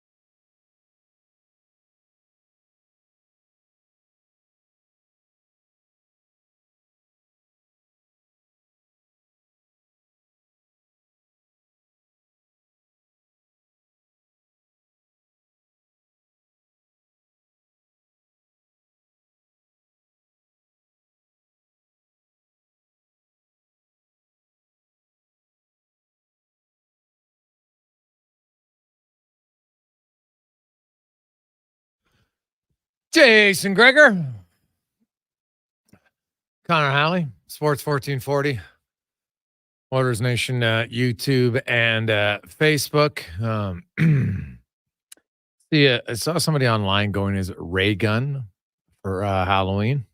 Unless you're gonna do the dance moves, it's a tough one, right? That's why it's easy for me to be a online poker player today, Cons. It's pretty simple because when you see them on TV, they're just sitting there, right? They got their head down, they got the hoodie on, they got the shades on, right? These probably aren't the best shades because they're reflective, probably a little bit too much. But again, they're not reflective where, I'm not going to hold my cards way out above anyway. But, we'll see. Usually the lights aren't as bright where they're playing.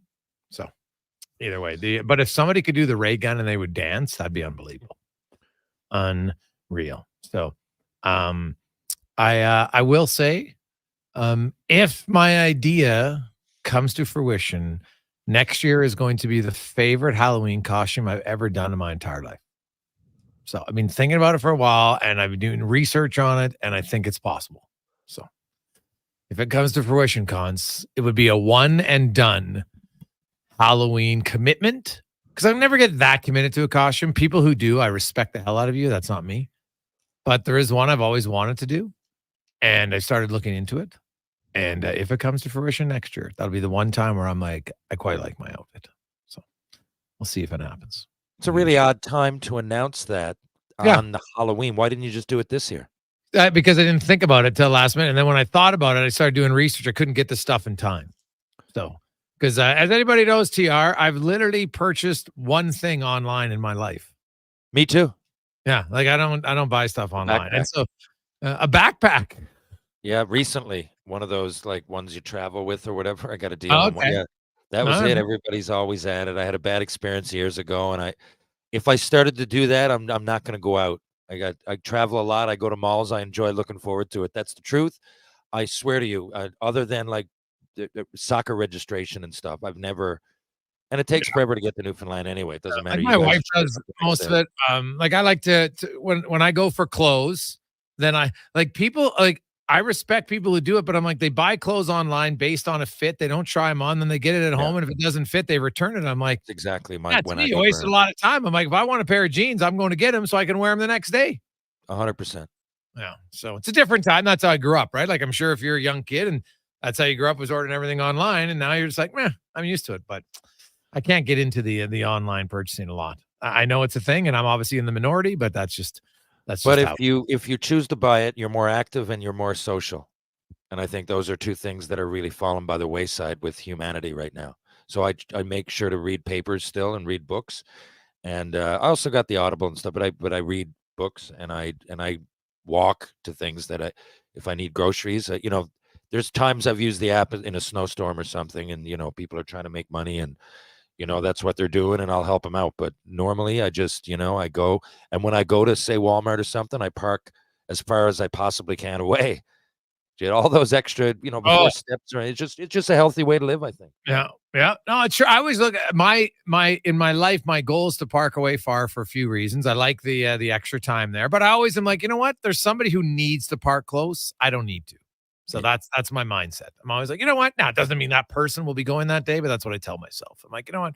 There's somebody that, who knows, maybe they got like 4 kids and they don't want to be going through all the parking lot, or, you know what? Maybe they're, they got some lingering health issue and you know what? Moving around isn't easy for them. So I'm always like, hey, I'll park over here. I don't mind it. So, and my There's son's no downside other Dad, than that. why are you parking over here? And I want to That explain to little him. bit of effort. Yeah. So they're right. There is no downside to it. Now, let's get to Ryan's Rant, TR's Tale, brought to you by Action Electrical. Take action on your savings right now. Whether you have residential, commercial solar, you need electrical preventive maintenance on commercial buildings, infrared testing, energized and de-energized testing. They do it all. And they wish everyone a happy Halloween from Action Electrical. TR? Well, I guess I'll tell you a rather lightly humorous anecdote before we even get to anything. So I had this wicked priest's outfit, like from a real old school. Like I went to St. Bon's growing up, Catholic school. Yeah. And I went back and I had an actual right from the Basilica. Yeah. Sure. Downtown here. Like that's part of the wardrobe for the Christian Brothers Association, I guess it would be in here in Newfoundland, or what used to be. And they just taught me growing up. It was the Christian Brothers. We still have it. The schools were not denominational. They're not now, but St. Bon's exists, and it's somewhere back there in the Museum of Hall of Fames and whatever they have. This school goes back to like 1850. I'm not. If I'm wrong, then it's earlier.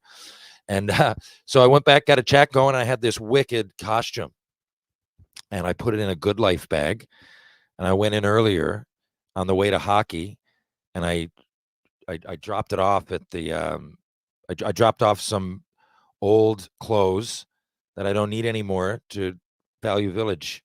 Yeah. Anyway, I switched the bags up, so I got my Good Life bag here.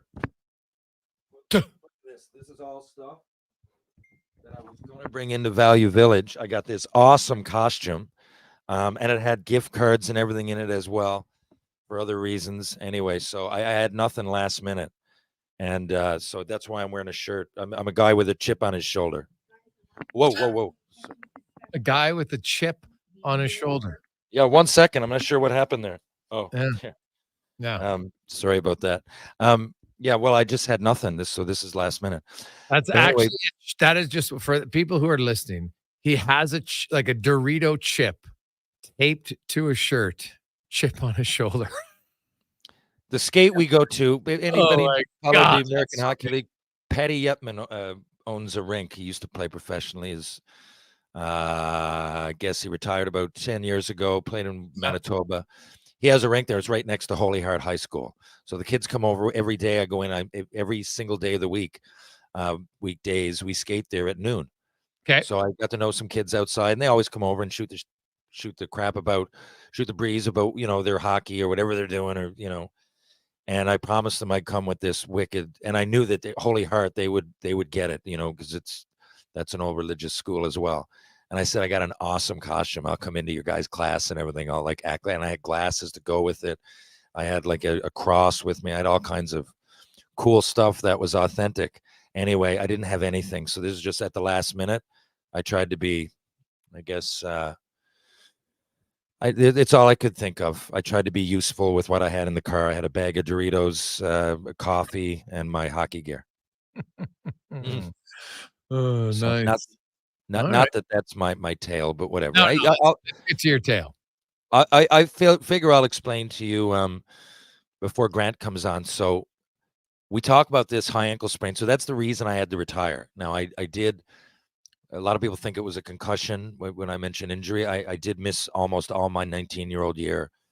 I had a bad conky in junior, and post-concussion lasted a long time. That was scary, the scariest thing I've ever been through in my life, and something that to this day it doesn't not go through my mind. Daily would probably be a stretch, but every week and multiple times, I'm like, imagine I used to just wake up and be in such a fog, and after like months of that, you just think it's never going to go away, right? Like it's really Right. crazy thing that a lot of people don't. They just underestimate it. They see concussion and they think it's not like a bruised knee. But anyway, speaking of, I was so jacked for camp. I told you I made the mistake of not going back to Montreal camp. Looking back at how it works. I didn't like Michel Therrien, and he was going in to be the head coach. I just didn't like him at all. I didn't want to be involved. Actually, he was still in the minors, but my 2 minor years were I succeeded under him if you look at my numbers in the A, but I just didn't like the guy, so I didn't want to go back. So that was a mistake, because then I had to sit out a full year, and that's when I played in St. John's. It was still in the American League, and then I had to sit out again. And I'm like, they kept telling me they were going to trade me. So I played in Colorado Springs. I got my arms skated over, tendons to this day. It's pins and needles. The injuries kind of really continued there and never really let up. So but that summer I healed up. I remember getting in such great shape, and I've always, at least ever since, trying to be somewhat smart about what I'm doing, but this year was nuts. It was some form of creatine. It was all above board. I took it and I worked every day. I'm like, what else do I need to do? This is my last shot. What do I need to do? I was going to Dallas camp, and I got myself down under 8% body fat. Like, it was the best shape I've ever been in. And I told them, I said, I'll go to rookie camp. I'd spent 3 years in the American League. I said, I'll go to rookie camp. And I went to rookie camp. I fought John Erskine 6 times in 1 day. 1 day, I swear to you. He just kept coming, and it became, Bob Basson came down and said, you guys got to stop beating the crap out of each other and put us roommates. So the rest of camp, we were roommates. But anyway, I just wanted it. And then I'm skating around in warm up in one of the inter-squad games. And early on, I remember, like, I don't know what they really wanted, but I knew Bob Gainey was the GM, and I knew he knew Montreal's prospects intimately. I would still run into him at the rink when we played there, and he was members of it. That year he was with Dallas. I think the year before, whatever, he might have been with them as well. But he, as a non-Montreal Canadian, I ran into this guy a lot, and he always complimented me, and I really believed that he used to be the captain of the Habs, and I play not really just like him, but there are definitely some parallels there. I'm like, if he just has any idea. And then in the minors, Don Hay was going to be the coach, and he coached against me for all my junior years. He was in Kamloops. So I said, like, these are good hands. Like, if I go down there, then I'll get an honest evaluation of myself, And that's why I went. I was playing with Lettinen and Medano in camp. I was so pumped. And right off the hop, at least during the inter-squad games, in the second inter-squad game, we were just warming up, and Darian Hatcher fell on a puck. No, sorry. Yeah, he slipped on a puck. I slipped on the puck. God. And as I was striding, he came down on my ankle. So my ankle didn't bust. It really, really hurt. But I could kind of still go. It was throbbing, but I could still go. And I'm here to get a contract. So I kept playing. And I kept playing. And then the next day I went and I kept playing. I'm like, God, this is really, really hurting me now. But I got to bear with it. I got to go through it, right? So I whatever the therapy was, I went and let them know about it. But I wasn't signed at this point. It was a silly thing to do. I kept going, and then that's why I went to Boise that year. For those who followed, I often talk about it on my podcast, Tales with TR. But I went to Boise, and I signed there, and then right off the bat, I tweaked it. And I got in a few fights, and just trying to keep my body up, because I've heard you say a high ankle sprain is different than an ankle sprain, and I guess we're going to find all that out. And I don't know the specifics of it, but I didn't treat that the right way. Okay, again, I skated off the ice. I played the next day. Any career-ending injury, it's a weird way to start the story that you just kept playing, but I kept going over it. I went to Boise, and I could only play 30 games that year.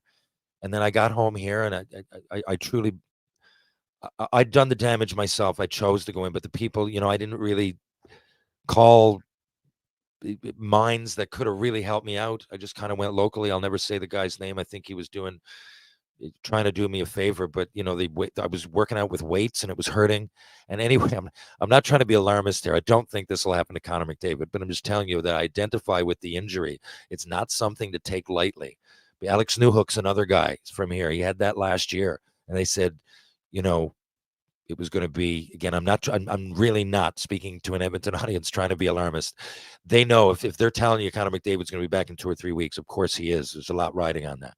I just mean if you're out there and you've done that, or you're sizing up the situation, then you always have to have these things handled the right way. And I guess it's the same thing. A concussion, it's probably no surprise to you that you need to handle that with kitty gloves. But the same thing, like a sprain, hockey player, your instinct is to just keep playing through it, right? And because, it's a bruise, it's just going to hurt, and I'm just going to keep going. And even at a young age, I remember being 14 in junior, really, going, nearly breaking my ribs and still playing and going, man, and no one questioning it. Right. That was hockey culture at the time, and it still kind of is. And by that, at the time, it was like play. I don't mean that now it's hockey culture is to play, but a lot of players take it upon themselves. Again, I'm not linking this to Connor McDavid, but a lot of players do take it upon themselves to play, especially if you're in the situation of fighting for a contract, or, the old classic, you're in the playoffs and, I can just give it a go. And you might do that, but take it from me, if you don't treat it the right way, it can really bite you in the butt, so to speak. Now, then you'll say, well, but you're still playing. Look, it took 4 years for that to stop really hurting. And right now, I was thinking about it today when I knew I was coming on the show, and I was like, I really thought about it. And it's still when I got my skate on, I to this day, I skate with a lace at the top unlaced. And I still feel it. It's still there. And if I just skated off that day and taken a few weeks to myself, or, to rehab, probably wouldn't be like that. So if you're a young hockey player and you think you're going to be a hero by going out in your Bantam AAA team and, playing with grit and everything, it's great. That's awesome as a friend and as a teammate. But for yourself, if you have any kind of want in the future to keep playing, or even to hike or be active, then just be aware. And it's not all just high ankle sprains. It goes for shoulders, or mostly joints, things like that. Any injury, just take care of it before you strap on the cape. There's TR's Tales, brought to you by Action Electrical. When we come back, we'll go in depth on the ankle sprain, high ankle sprain, the difference of it, and why Oilers fans maybe shouldn't be that concerned about Connor McDavid when we return on the Gregor Show, presented by PlayAlberta.ca. Remember, use the promo code Gregor50. You get a free $50 play in the month of October. It's the final day. PlayAlberta.ca. Some things just work together. Sticks and Pops, cleats and AstroTurf. Your love for the game and Papa John's passion for better ingredients. Better pizza. Nothing pairs with the game like Papa John's. Crafted with signature sauce, toppings, and original fresh dough. They're the champion of pizza. And now you're the champion of winning deals. Just order at papajohns.ca. Use promo code SPORTS20 and score 20% off any regular menu price order. Better ingredients. Better pizza. Papa John's. That's Sports 20. When interest rates are low, that's a good time to buy a vehicle. And 0% means it's a great time to buy. Right now, St. Albert Dodge can set you up with 0% financing on hundreds of vehicles. Virtually all new 2024 models. Jeep Compass, Wrangler, Grand Cherokee, and Wagoneer. 0%. Dodge Durango and Hornet. 0%. Ram 1500, 2500, and 3500 trucks, all as low as 0%. Why pay interest? Head up the trail and see how easy it is to do business at St. Albert Dodge. Saving you more at the Brick. Save up to 20% off furniture, including sofas, sectionals, dining, and bedroom furniture. Save up to $500 off big screen TVs and up to 40% off mattresses. Plus, when you buy more, you save more with deals on Samsung, LG, Whirlpool, and Frigidaire appliances. And if you find a lower price before the end of the year, they'll refund the difference, including Black Friday and Boxing Day. Some exclusions apply. See in store for details. The Brick, saving you more. Drive, pick, and win. All this month at Nisku Ford. Drive off in a brand new Ford with 0% financing or choose up to $24,000 in rebates. Then celebrate the season by picking your very own prize pumpkin from the Nisku Ford Pumpkin Patch. With every car purchase, new or used, you could plug TVs, gaming systems, AirPods, and more. Get all the prize details at niskuford.ca. Above expectations. Looking for the perfect spot to unwind? Check out The Ridge Social Eatery St. Albert. The Ridge is a locally owned upscale neighborhood restaurant offering unbeatable daily features. Open daily at 11:30. Craving something late? Check out their new late night menu from 8 till close. Tuesday is wing night. Come savor The Ridge's perfectly seasoned wings that always hit the spot. And why not pair those wings with a $4 draft pint? Welcoming atmosphere, friendly staff, good times. For more, visit theridgestantalbert.com or social media. Are you ready? If you're a member of Vision Credit Union, it's time to get your share of the profits. Join us at your local branch on Friday, November 8th for Member Appreciation Day. We'll be returning $26.7 million in profit shares to our members via account deposit or check. If you're a Vision member, get ready to enjoy your annual cash payout. Not a member? Find out how to get your share of the profits with Vision Credit Union. Learn more at visioncu.ca.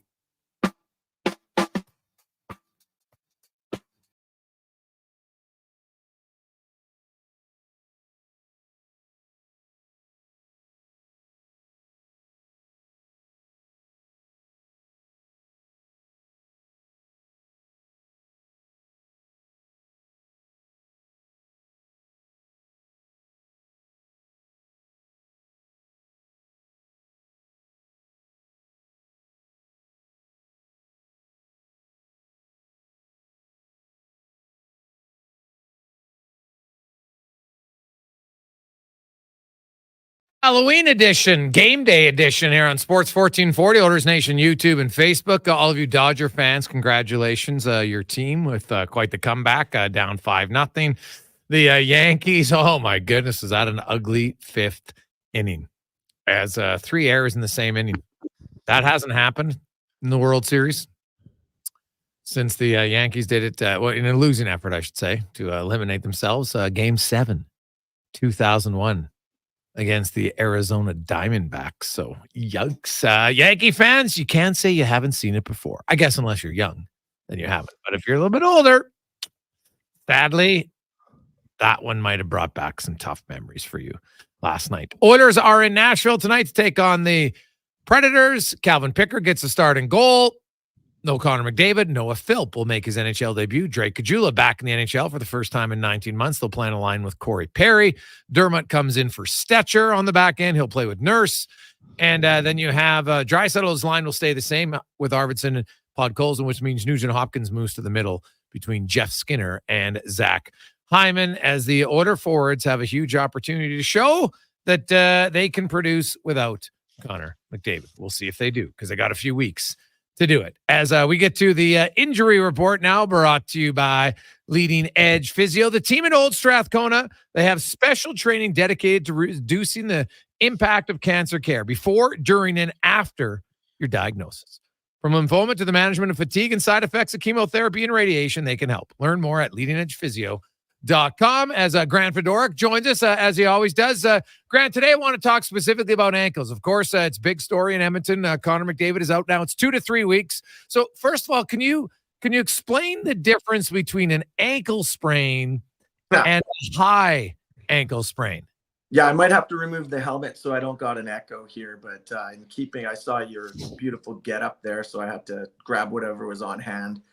High ankle sprains, everybody, they're bad news. The difference is the ligaments that are damaged. The mechanism that leads to the injury is very different. So a typical ankle sprain that people will have, that most people you can describe, is you roll over the ankle, the toes point downwards, and you twist the ankle toward inward. That's a typical ankle sprain, and you damage ligaments on the outside of the ankle called the anterior talofibular ligament, the ATFL. So it's typically that ligament that's damaged in that injury. A tib, basically the other injury, a high ankle sprain, it's described because of where it occurs. It occurs above the ankle joint. And it's the ligaments that connect the two shin bones, like your tibia and your fibula. They're held together by three ligaments, anterior and posterior tib-fib ligaments, inferior tib-fib ligaments. And then you've got this like band of tissue also that goes between the two bones, between your fibula and tibia, called it's the syndesmosis, or basically the interosseous membrane. Now, the long and the short is when you injure those ligaments, if you think about the other one, it prevents a certain amount of motion in the ankle and causes some discomfort. The tib-fib ligament, that ligament holding those two bones together with all movements of the ankle, it's a very important one for the stability of the ankle, because it's basically everything below it is held together and is basically kind of moving off of that. So when you damage that one also, by the way, is injured by like basically forcing your toes towards your shin and then twisting it in or outward. So hyperflexion injury. And that's a typical one. You see it, and hockey players can get it. Obviously, we know that because we know a guy named Leon Draisaitl who battled that one. Football players, very common with football players because they get tackled over their foot and their foot is forced into their shin. And it causes the two bones to kind of splay apart. And that's how those ligaments are damaged. And when they're injured, it's actually, the swelling's interesting because when you do a normal ankle sprain or a lower ankle sprain, the one I described first, you get a ton of swelling a lot of times. So you'd think that that'd be way worse.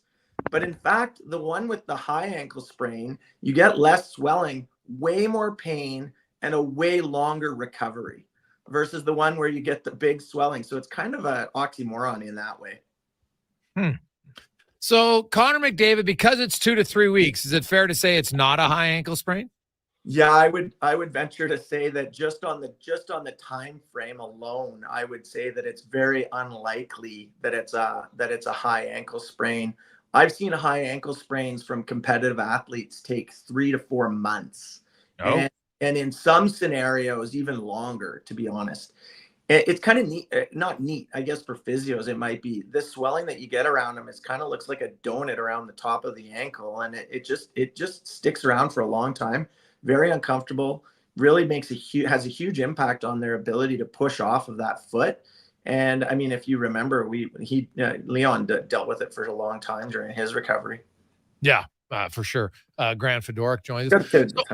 So Grant, when I watched McDavid, so he goes into the boards and his foot, it didn't look like it twisted on impact. So can a sprained ankle come from not just twisting?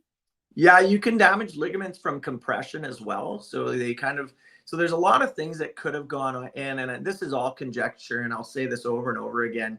We always deal with what we actually know, but lots of things can happen in there when you've got a compression injury as well, bone bruise. So two bones collide with one another. When they're compressed against each other or when something collides with it, bone bruises can be very uncomfortable as well. A lower ankle sprain, 2 to 3 weeks. Here's the interesting thing. And I was listening to you, Terry, earlier talking about, how an ankle sprain goes often not very well treated because so many people have them. And they're like, I've had an ankle sprain before. The problem is that when the swelling goes away, most of the pain goes away, but the injury is still not recovered because the swelling is what's causing the pain. the expansion of the ankle, the expansion of the blood putting pressure on pain nerve endings, that's why you've got pain. And so as soon as the swelling starts to come down, people feel better and away they go. They're like, well, it's just an ankle sprain, I'm back on it. But the healing and the recovery, even from a lower ankle sprain, continues on for 6 to 8 weeks in the first phase. And then obviously, like any injury, I remind everybody, there's a continuous healing process for up to a year after the damage to a ligament. So it doesn't mean, I would say the real reasonable period of time for somebody to fully recover from a lower ankle sprain is about 4 to 6 weeks. The first 2 to 3 weeks is kind of needs to be treated properly. A high ankle sprain, if we're not seeing him around in a boot, I don't think he's got a high ankle sprain. They should be immobilized. If you're treating that early on and effectively, those are usually, you see them in a Rojo boot and usually one of those little knee scooters nowadays, because nobody wants to walk around on crutches. You got to get where you got to get. TR? Yeah, I was going to say, I wish that you're really explaining, like, this happened to me, as you know, and exactly what you're explaining with option number 2, tib fib on the outside.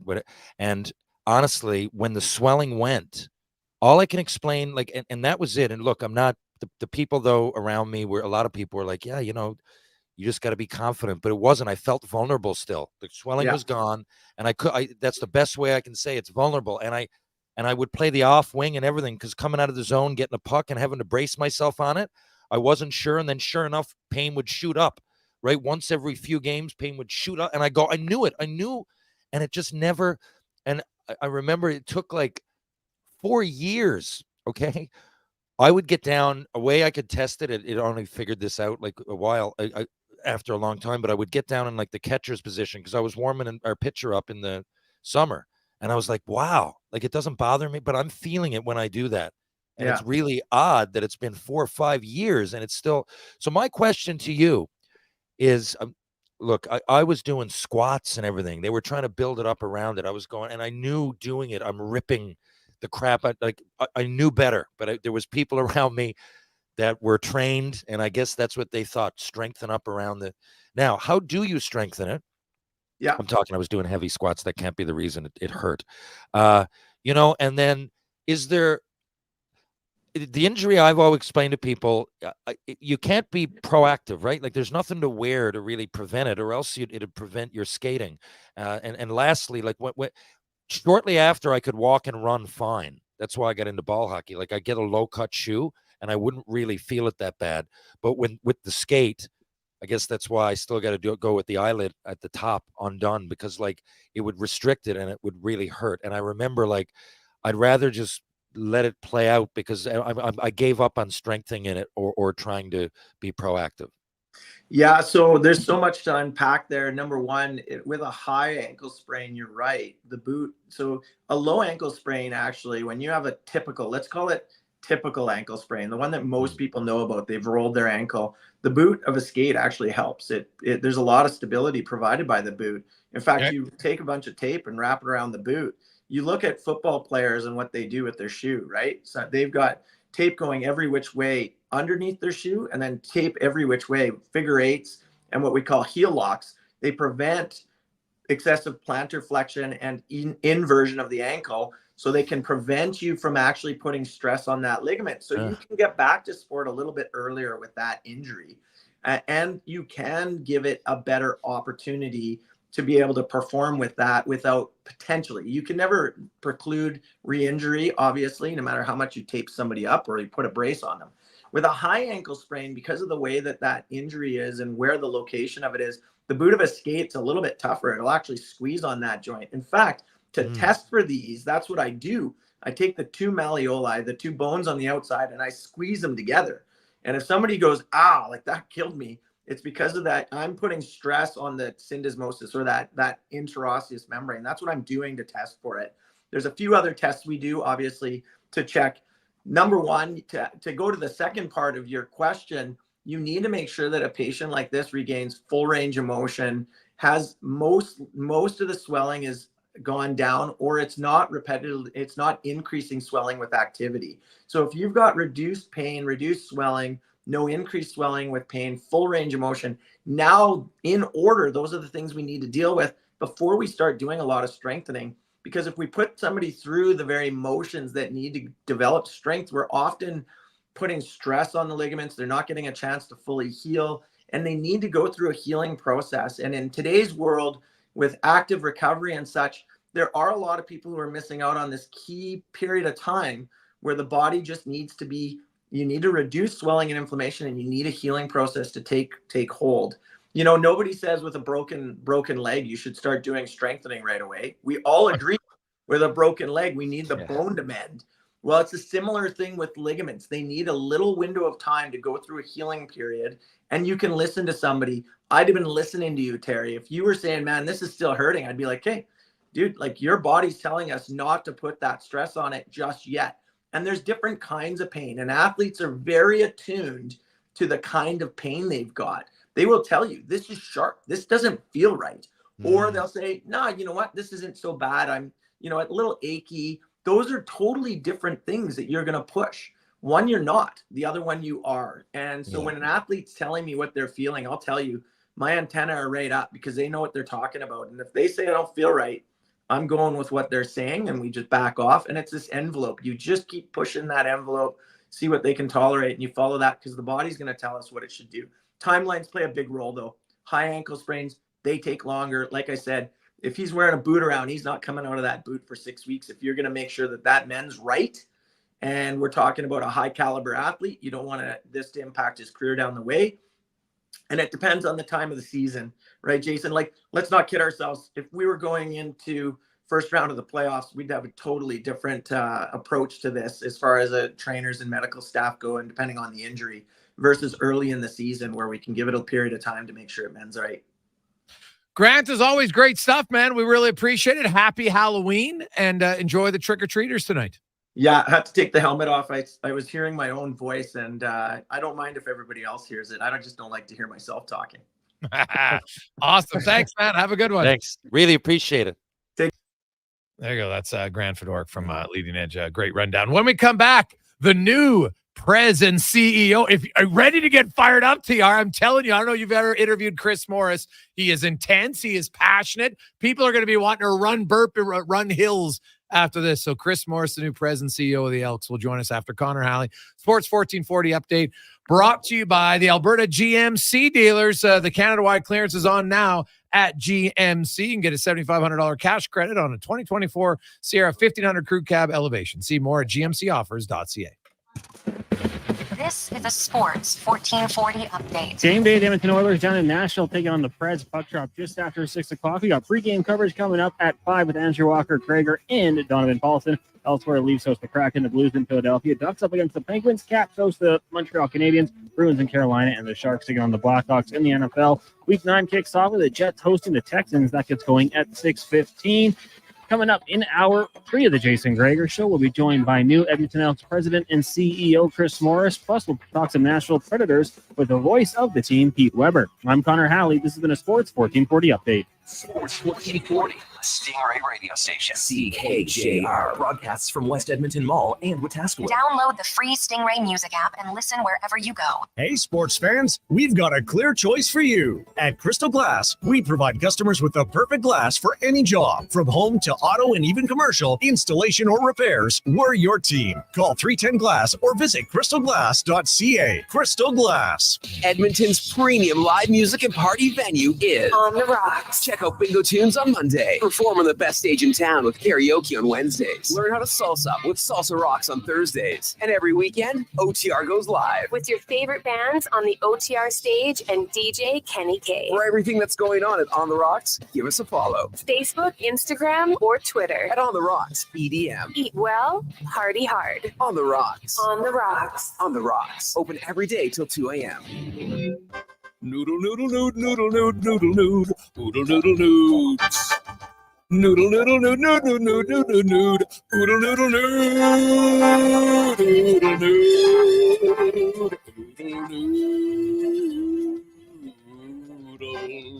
noodle, noodle, noodle, noodle, noodle, noodle, noodle, noodle. Noodle, noodle, noodle, noodle, noodle, noodle, noodle, noodle, noodle, noodle. Throw a load down to Oodle Noodle tonight because dine-in is open. I'm Colin Livingston, president of Cantor. Since 2016, Thanks, man. we've been Have at a the good one. forefront Thanks. of hydraulic Really torque wrenches in appreciate Canada. I'm delighted to share our latest venture, in-house production for quicker turnaround, superior quality, and heightened versatility. Experience excellence at Cantork.com. The Canada-wide clearance is on at GMC. Get a $7,500 cash credit on 2024 Sierra 1500 Crew Cab elevation models. With Sierra's 13.4-inch diagonal premium GMC infotainment system with Google built-in compatibility, available off-road package with hill descent control, plus an available 3-liter Duramax diesel engine, you can take the road less traveled and try new things, like fishing or whitewater rafting. I should have gone fishing. Ask your GMC dealer for details. You've got a go-to coffee spot, a trusted barber, even a lucky game day jersey. But when it's about looking your absolute best, there's only one name you need. Mr. Dirk. Family run since 1939. We're experts in crafting impeccable tailor-made suits and offering a wide variety of everyday styles. Pair that with personalized one-on-one fittings and the convenience of on-site tailoring. Mr. Dirk elevates your style game. Visit our Edmonton store or explore MrDirk.com. Score big on style with Mr. Dirk. My utility bills are going through the roof. How can I take advantage of the sun and put my lazy roof to work? Sounds like a job for the men and women of Action Electrical. Energy team reporting. When you're ready to make your home or business more efficient, Action Electrical has the power to install solar panel systems and EV chargers. Facing an electrical menace? Call on the men and women of Action. Operating throughout Alberta with supercharged skills and strong family values. ActionElectrical.net. Portions of this hour brought to you by your Alberta GMC dealers. The Canada-wide clearance event is on now at GMC. Get a $7,500 cash credit on a 2024 Sierra 1500 Crew Cab Elevation. See more at gmcoffers.ca. The Jason Gregor Show, the best of Edmonton sports talk and beyond. This is Sports 1440. Presented by PlayAlberta.ca, Alberta's only regulated online gambling website.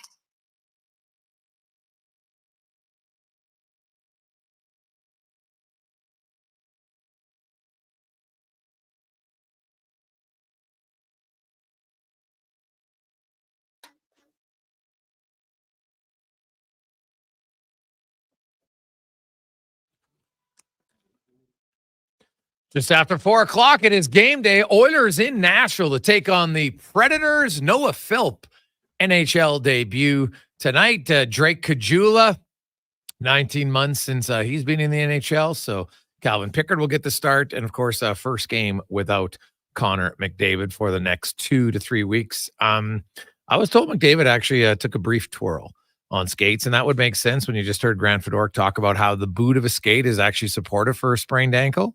So you know what?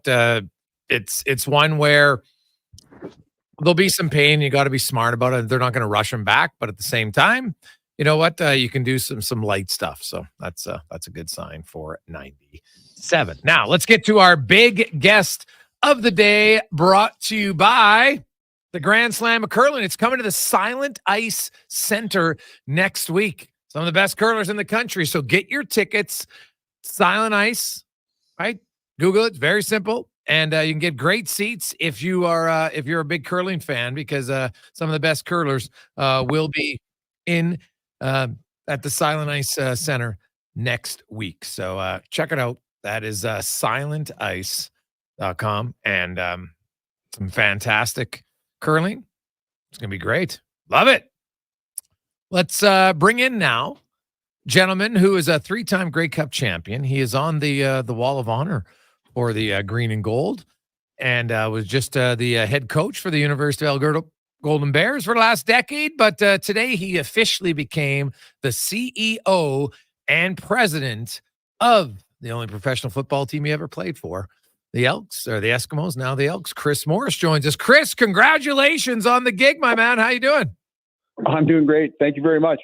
Hey, I appreciate you coming on. So kind of take me through the timeline of this. Did Rick LaLacheur reach out to you? Did you reach out to him? How did the process get going to walk you down this path? Yeah, Rick reached out to me, and I didn't know really honestly what he was talking about. He called me and said he needed to meet. I was at the U of A at the time, so he usually when the president of the Elks calls and you're at U of A, it's something to do with the 50-50 money, which is really important for scholarships for us there. Yeah. I went down to Sorrentino's and I was like, always ready. I was ready to fight. And I was like, explain why we need the 50-50 money and why it's essential for the student athletes and this and that. And he just started talking about leadership. And he's talking about like what kinds of lead, like how do I lead and what do I feel is important in leadership. And then I was like, okay, well, he's interested in who I think would be good to be the next president of the Elks. And then I went on, we talked about leadership for a while. And then he asked me, well, how would you feel? How would you feel about throwing your hat in the ring for this thing? And I'll be honest, at that time, I was like, look, if you think that I can bring value and you think that my skill set can help that organization, that would be a dream position for me. But understand, like, I don't have a law degree. I don't have a business degree. I have extensive experience with administration and education. I was a principal for many years. I understand a lot of the business pieces of being at the U of A with raising money and fundraising and all that. Yeah. But there's going to be some questions around my business acumen. And if you're comfortable with that, I am, because I know I could do a good job there, because I'm pretty convinced I know the main reason why things aren't going well. And there's a whole bunch to it, but I think there's something right at the core of it that's wrong. What is and that? He went on to say, okay, you know what, we're gonna put you forward. And then honestly, it was a several month process where it was first a virtual meeting with Deb and Larry's like admin team, lawyer and business people, and Rick talked about just basically my background, my experience, what I thought I could bring to the table. Then the next meeting was around a business plan and around my first 100 days here on the job. And then it got really interesting, because then I got to meet, Larry and Deb and talk to them about what their vision was for this place. And that's when, I'll be honest, that's when I really got excited, because they really are just really good people who want this place to be great and want things to be done in a certain way. And their version of what a certain way looks like is very similar to what I envision. So talking through that and going through those business plans again and going through those first 100 days and leadership profiles, it was a very, very extensive process. And then in the end, like I was, they gave me a call and we started talking about me taking over the position. Honestly, it was a dream come true. So it was a long process. There was a lot of steps to it, but I'm sitting here in the president's office right now, and I'm feeling very, very good about things. So, Chris, you mentioned in that response how you think there's one clear thing that's kind of been lacking within the organization. What is it? Consistency, continuity. And consistency and continuity, to me, stems from a whole bunch of other things. Okay. People don't want to play here right now.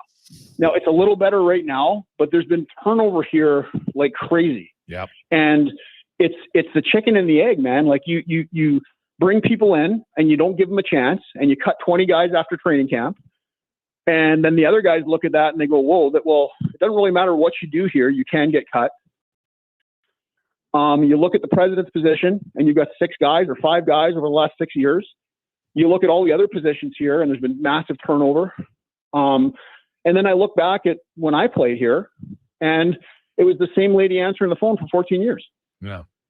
And, and everybody, when I was here, felt we were pulling in the same direction, and everybody knew each other, and everybody, and there was a standard. And pro football means if you don't meet the standard, you get cut, but you knew what the standard was, and you knew what the expectation was, and you knew what you had to do to stay here as part of this family. And to me, that's what's missing here. And that's what needs to be rebuilt. And the winning will come if you rebuild the culture. TR?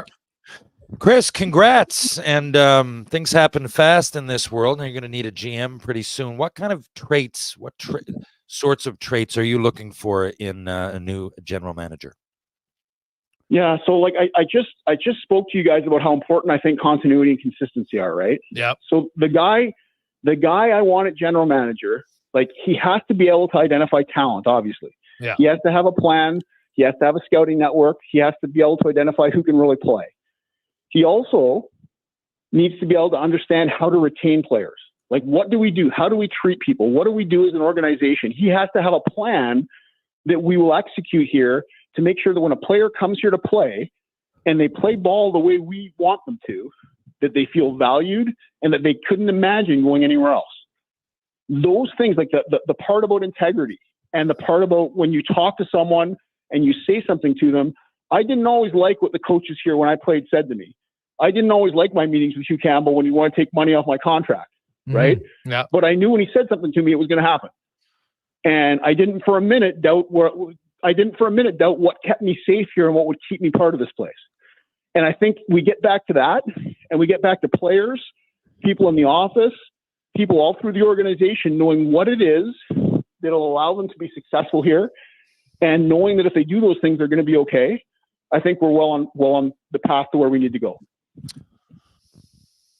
Chris Morris joins us. And so, Chris, that search, I heard you in your press conference today. You've given yourself a deadline of, just over 3 weeks, November 24th, because there are some I'm assuming Ted Govey in Winnipeg would be a guy potentially. He's been an assistant GM for a long time in Winnipeg, and that might be someone you're interested in. But by the CFL rules, you can't talk to those guys until their team's eliminated, which I like. I think that's good. You want somebody to be, if it was the other way around, you'd want your guys to be focused solely on the job at hand for that moment. But there are some other people available. When you look at a list, there's not a lot of experienced GMs.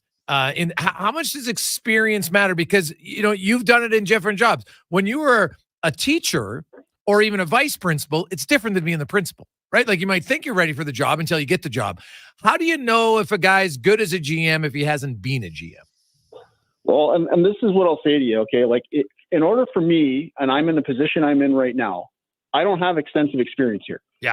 So one of my key characteristics of somebody who I think will work effectively with me at GM is going to be somebody who knows what they're doing. Yes.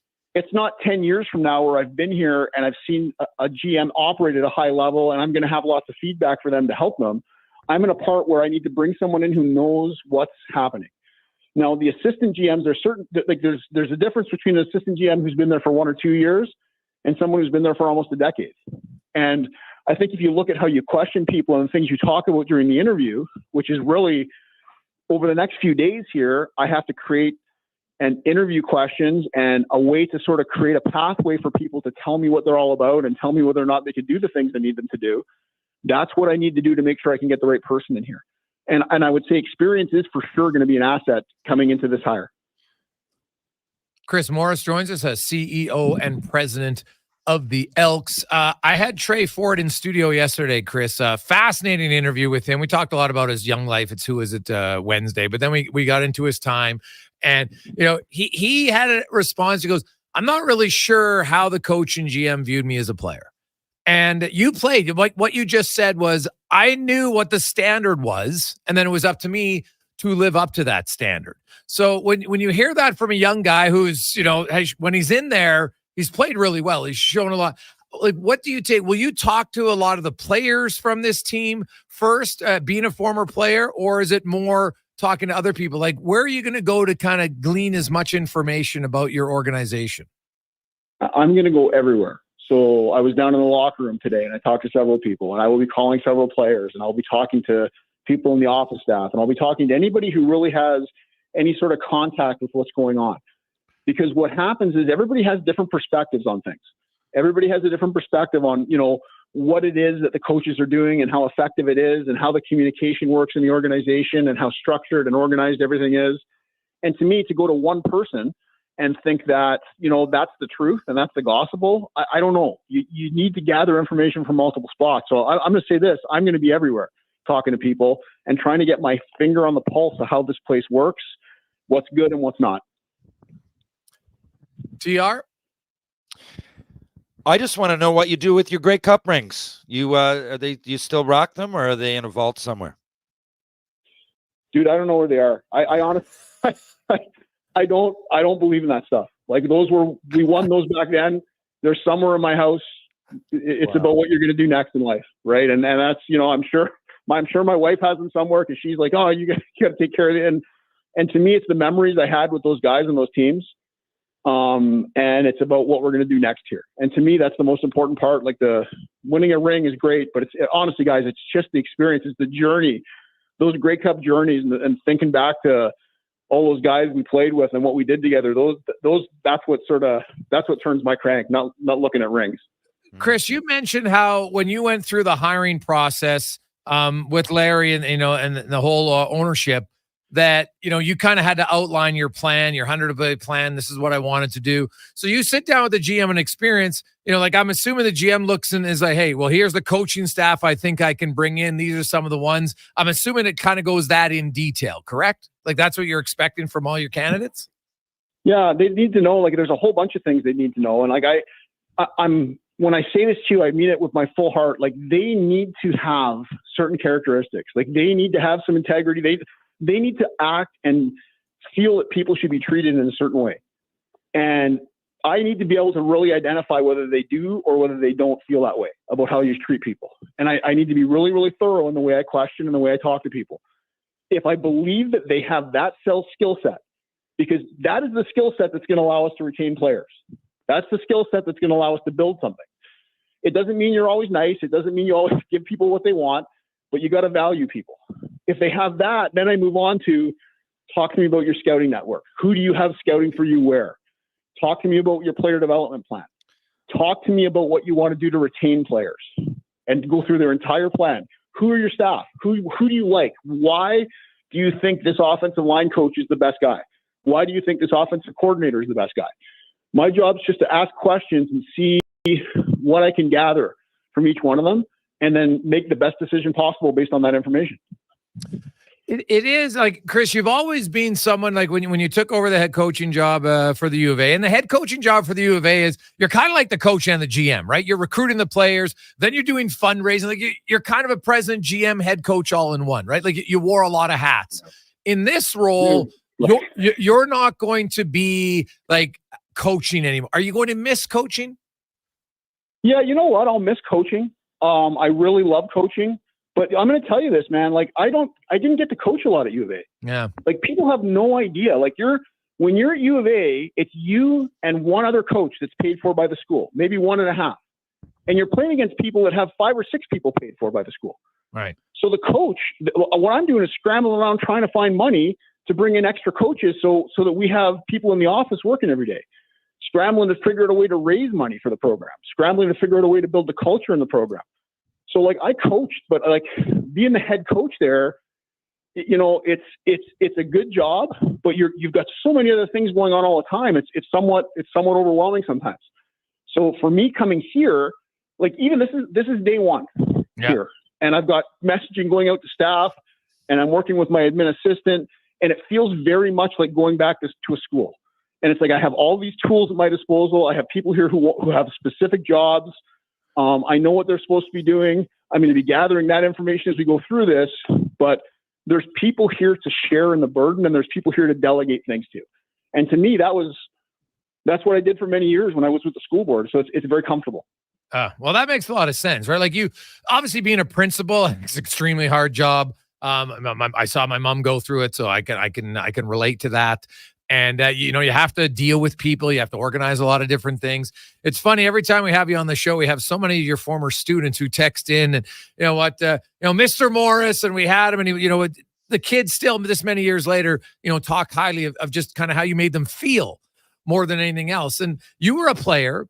And I think that's something that maybe gets overlooked in life is if you can make people feel wanted, it's a lot easier when you have to have a harsh decision that, hey, you know what, maybe you got to take a pay cut here or there, or you know what, you're reduced playing time, whatever, those sorts of things matter. If it's somebody in the office, they make a mistake, but they know that, if you ream them out once, it's because there's a standard and they didn't meet it.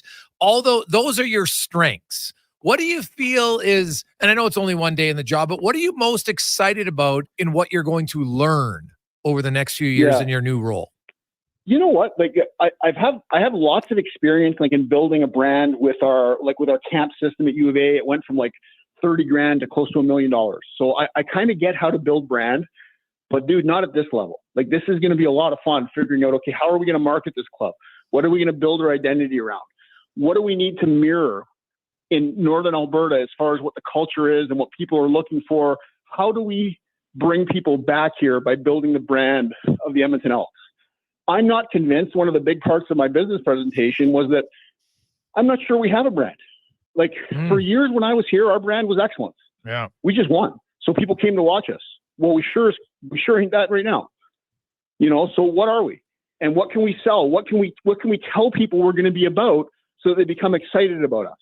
And I think that branding, I'm so excited to get into that and figuring out ways to get people loving football in this community again and understanding how important it is for at the pro level to have people in the stands here and to put on a show for them. So that's the part I'm telling you, it's going to be a lot of fun for me because that area is it's not new, but it's at the next level for me. And lastly, Chris, you plan on interviewing. Do you have a short list? Like, are we talking 6, 8, 4? Do you have any idea how many people you're going to interview for this GM job, ideally? Yeah, I have it around 6. Okay. And there's some quality people. There's some people I'm going to look at that may not have a whole bunch of experience, because what I'm doing, Jason, like I'm looking to learn.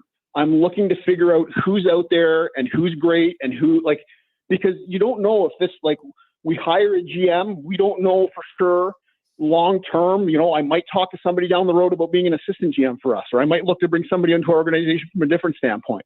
So I want to talk to young, talented people as well as people who are ready right now to do it, so I can get a sort of a lay of the land of who's available and what sort of skill sets they have. Chris, congratulations. I think the organization has made a really good hire with somebody who is passionate about, as you just mentioned, rebranding the franchise, making it a place where players want to play, fans are proud of it, and they want to come back. Best of luck in the search, because obviously one of the most important hire might be getting the right GM, because then they're going to hire a lot of the other people. So thanks for your time. We'll be in discussions often. Have a great day. Happy Halloween. Thanks, you too, man. Talk to you soon. You betcha. That is Chris Morris. TR, I don't know if you talked to, like, he's just energy all the time. And positive energy, passionate energy. Sees the glass is half full. He's an optimist, and his passion is addictive, wouldn't you say? I mean, if I'm an Elks fan, I'm absolutely jacked today. I'm really happy with this, and I've always wondered. I don't think having a lot of passion is a terribly unique trait to people who love what they're doing, and I've always wondered why more people of the same ilk don't get hired.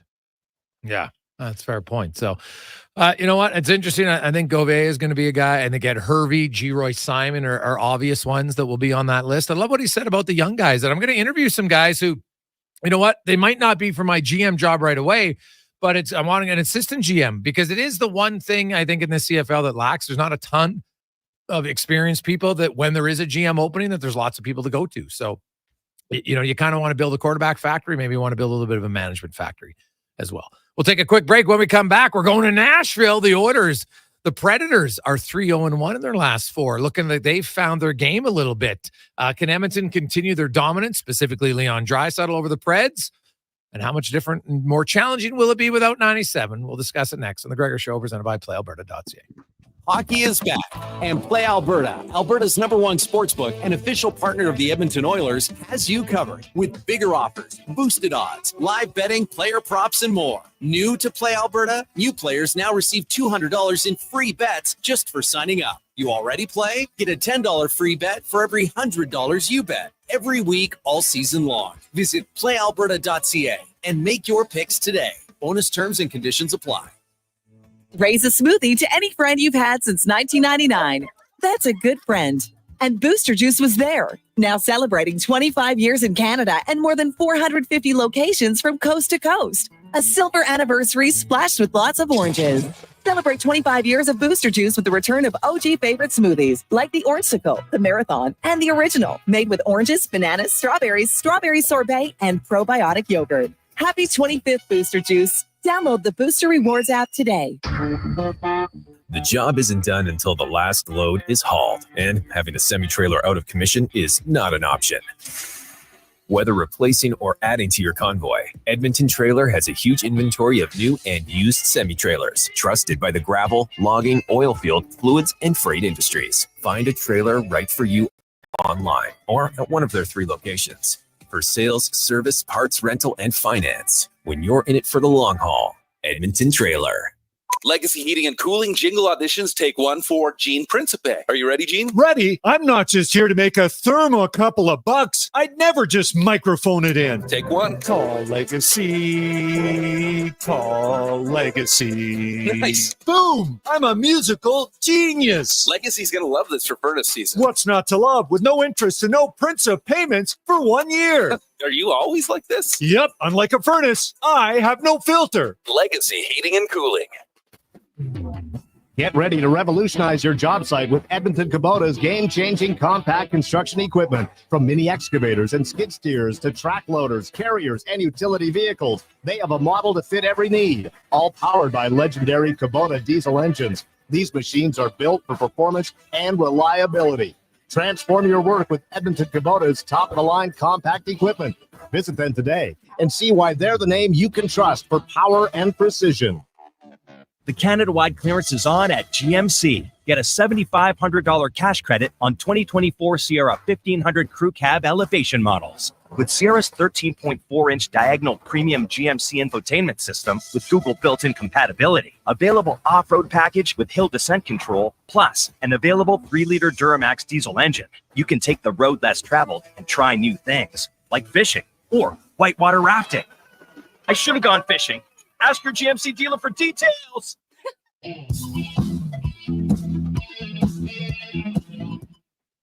Portions of this hour brought to you by On the Rocks. Watch every Oilers game at OTR with $5.25 Molson Canadian, $5 Pink Whitney shots, and 60-cent wings. Plus, play Oilers score and win to win On the Rocks gift cards. Oilers hockey at OTR. Book your table today. Jasper Ave and 118th. Pro sports, local sports, minor leagues, you got it all. It's the Jason Gregor Show on Sports 1440. Presented by PlayAlberta.ca, Alberta's only regulated online gambling website.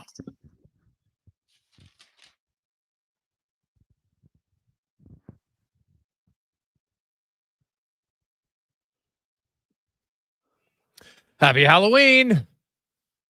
Be sure to be safe on the roads. And as I mentioned off the top of the show, right? I don't think there's a big age limit on Halloween.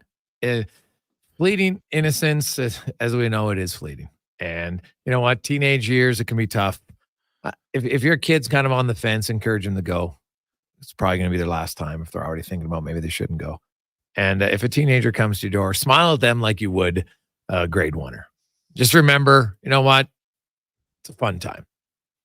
And enjoy it. It's great. Happy Halloween to everybody. Let's get to Around the NHL, brought to you by McDonald's. Your final day to get Monopoly at McDonald's. You can win great prizes. So get in, stop in now. Maybe give yourself a little bit of a treat. Try the Big Arch. You will not regret it. I think it's the greatest burger they've ever had. Only at McDonald's. And we are joined now by the longtime voice of the Nashville Predators, Mr. Pete Weber. Pete, welcome back to the show, my man. How you doing? Thank you very much, guys. Doing very well and appreciate that. I think you probably should go to the Golden Arches tonight and treat yourself. I think that's a great idea. The Panthers have treated them. Sorry, the Predators have treated themselves with a few wins here lately. 3-0-1 in their last four. They did lose in overtime in Tampa Bay. Steven Stamkos, his first multi-point game for the Preds, and maybe that's kind of like the closing of the chapter in Tampa Bay. He can relax, exhale, and maybe feel a little bit more comfortable. If I just look from an outsider, just strictly at the numbers, I'm like, oh, what's happened the last 4 games for the Preds to pick up 7 out of 8 points? They're not leaking goals anymore. They've only allowed 8 goals against in the last 4 games. Is it that simple? Is it team defense that's been better? Goaltending? What's led to the turnaround for them? Well, it's been better, but I think more than anything else, it's their grit and fighting back, because in each of those 4 games, they were down 2-0, and they had to battle back to pick up 3 victories and then the one overtime loss in Tampa Bay on Monday night. So those are things that Andrew Burnett definitely wants to clean up, thinking that some things have happened in the defensive zone that absolutely sends him berserk. What specifically does he feel is lacking in the defensive zone for them? Attention to detail. That's one thing that I think drives coaches absolutely crazy, without any question. For example, in a game where they won their first against the Boston Bruins, They took a lead, then all of a sudden you look up, and behind the Predators' defense is some guy wearing number 88 for the Bruins. Not exactly a recipe for success, but thankfully UC Saros was up to the challenge and made the stop. Stamkos, we saw him against Edmonton, and actually he probably should have had his first goal against the Oilers, but Matthias Ekholm made a miraculous save, a block shot on the wide open net. He did that. Yeah, on the power play. How has we saw him do that here for years? Yeah. How has Stamkos looked overall, do you think, Pete? I think he's looked fine. The first few games may be a little bit tentative, but I think he's pretty much settled into his game now. And I happen to agree with you. Getting past the Tampa Bay game, the old red circle on the calendar, when you take a look at your season opening schedule, is now behind him. He's gone through the emotions of it all. He was able to survive, I thought, pretty well, basically keeping his eyes dry through the on-screen, that magnificent telescreen they have there of the tribute to him in the first period. That was very, very well done. Yeah, it was. TR? I'm curious. I've had my eye on this kid, Zach LaRue, for a couple of years, and I noticed that he's making an impact a lot earlier than people thought, and the guy's showing maturity beyond his age. So what do you think are we gonna see more out of him this year, you think? I believe he's on the fourth line tonight, but there's the But that line starts many periods. He has, since he's been in the lineup, the team is 3-0-1. So I think, maybe we can overstate that a little bit, but I think that's had an effect. That's brought some of what had been lacking for the team at the start of the year, and that's brought grit and hard work back to the team. And he works very well with Michael McCarron and with Cole Smith, and I think that's what we expect to see continue to develop. Speaking of prospects, Tanner Molendyk came in for a short period, but I heard he had a decent camp, and the guy really turned it on last season. What do you expect out of this kid? Not just a decent camp. He had a very good camp. That was not an easy decision for them to make, to send him back to junior. But you get to the point where you can't do too much more. Molendyk is going to be a staple here, and it will happen when the junior season is over, I do believe. He is as smooth a skater as I've seen in a long, long time. He's even smoother, guys, if you can imagine this. Smoother than Louis DeBrusque in his prime. Well, that's saying a lot, man. Louis was very, very smooth. His hair's smooth for sure. You mentioned that line, McCarron, and when you have a coach who trusts your guys to say, okay, they're going to start periods for us because they can set a tone. And we saw that even against Edmonton. They come out, they're physical. Darnell Nurse had to fight him because just try to calm him down and say, okay, we got to stand up to them a little bit. And, funny enough, Edmonton's 4-0 in games they have a fight, and 0-5-1 when they don't. Now, I don't expect them to fight 40 times this year, but to me, it's more that when Edmonton plays emotionally, they're better. Are the Preds the same? Does the McCarron line set the tone a little bit as just trying to get some emotion into a period? McCarron and Jeremy Lauzon also adds to the physical aspect of that. And just so you know, I am wearing my Steve Hansen, number 17, Charlestown Chiefs jersey for tonight's game, since this is Halloween. And I just want to get into the spirit of the thing like Dickie Dunn would want. Oh, buddy, that'd be unbelievable. You got a special. Are you going to have any Dickie Dunn isms in the call tonight, Pete? There's a good chance. There's a good chance. That's fantastic. Dickie was... Emmett Walsh was the actor's name. Yes. And he did a wonderful job with that role. How many times do you think you've watched Slapshot, Pete? Oh, Lord.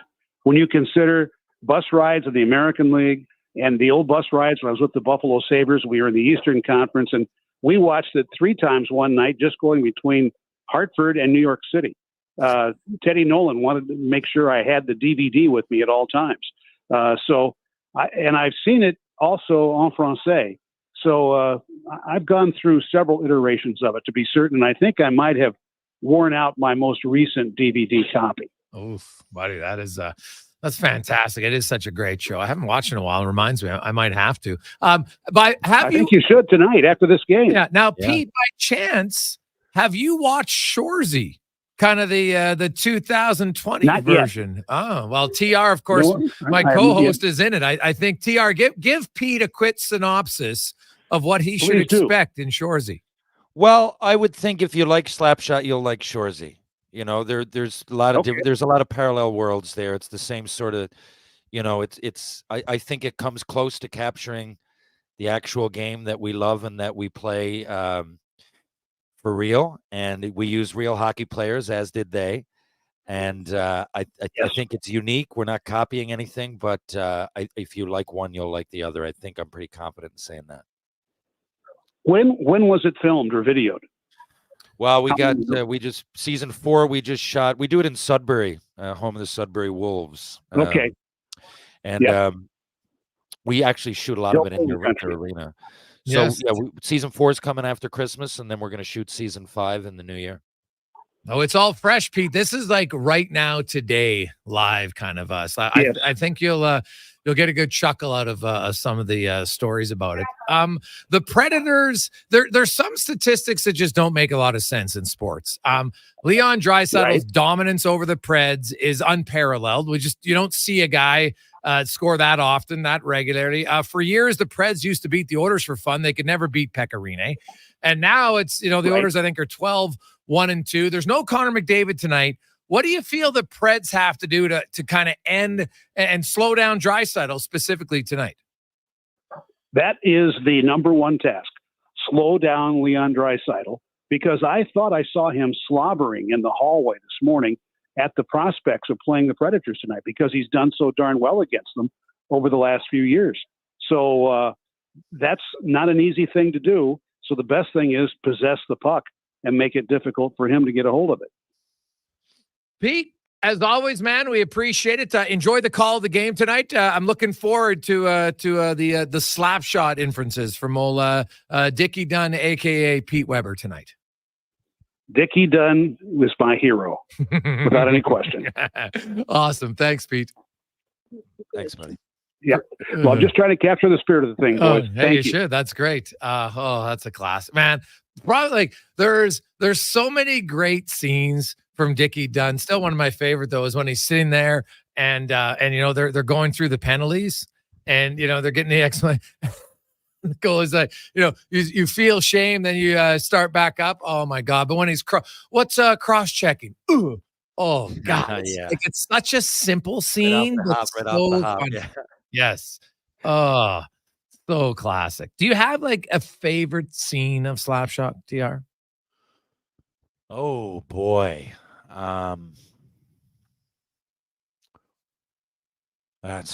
We got probably when they're chilling in the bars and they're it's just realistic, and being not just as a player but as a minor leaguer, sitting there and I think a few times they're mulling over, the move, what they got to do better. It's just after games before, it's just omnipresent. You all know you're in the minors. You want to win. You also don't know where the team's going to be. Kind of want to get called up, and there's just a lot of indirect conversation and I think context to those scenes that really hit home. But I mean, I love the bus, the fans getting involved. Again, it reminds me of a lot of my own life. So it's tough to pick one favorite. Quick break. Jason Gregor, Terry Ryan with you on Sports 1440. We'll get to 5 questions. We got the pregame show coming up and more on the Gregor Show presented by PlayAlberta.ca. Use the promo code Gregor50. You'll get a $50 free play at PlayAlberta.ca.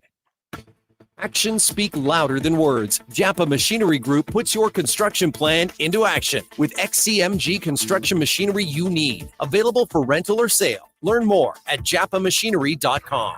The Canada-wide clearance is on at GMC. Get a $7,500 cash credit on 2024 Sierra 1500 Crew Cab elevation models. With Sierra's 13.4-inch diagonal premium GMC infotainment system with Google built-in compatibility, available off-road package with hill descent control, plus an available 3-liter Duramax diesel engine, you can take the road less traveled and try new things, like fishing or whitewater rafting.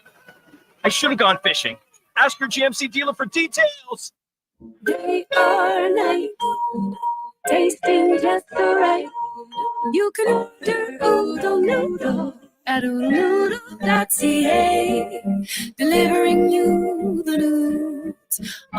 almost right away. Remember, you can order Oodle Noodle at oodlenoodle.ca. So sit on your couch all day and order oodlenoodle.ca. Oodle Noodle. Edmonton's premium live music and party venue is On the Rocks. Check out Bingo Tunes on Monday. Perform on the best stage in town with karaoke on Wednesdays. Learn how to salsa with Salsa Rocks on Thursdays. And every weekend, OTR goes live. With your favorite bands on the OTR stage and DJ Kenny K. For everything that's going on at On the Rocks, give us a follow. Facebook, Instagram, or Twitter. At On the Rocks, EDM. Eat well, party hard. On the Rocks. On the Rocks. On the Rocks. Open every day till 2 a.m. Silent Rides is one of Alberta's premier bus charter companies with state-of-the-art motor coaches. We provide our customers with the safest and most reliable ground transportation. Our seatbelt-equipped buses have become the preferred carrier for many local sports teams, tours, corporate outings, and other various travel across Western Canada. For more information and to request a quote, contact Ted Nakamura at 780-940-0880 or visit silentrides.ca. You've got a go-to coffee spot, a trusted barber, even a lucky game day jersey.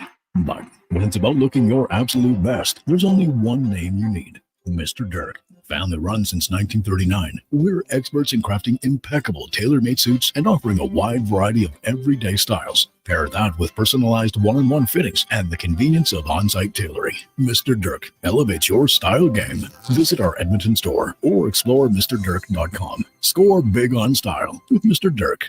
Saving you more at the Brick. Save up to 20% off furniture, including sofas, sectionals, dining, and bedroom furniture. Save up to $500 off big screen TVs and up to 40% off mattresses. Plus, when you buy more, you save more with deals on Samsung, LG, Whirlpool, and Frigidaire appliances. And if you find a lower price before the end of the year, they'll refund the difference, including Black Friday and Boxing Day. Some exclusions apply. See in store for details. The Brick, saving you more.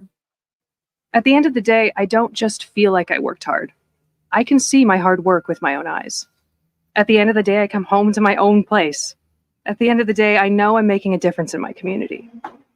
At the end of the day, I grab a bite with my coworkers, or as I like to call them, my friends. At the end of the day, I wouldn't trade a career in the trades for anything.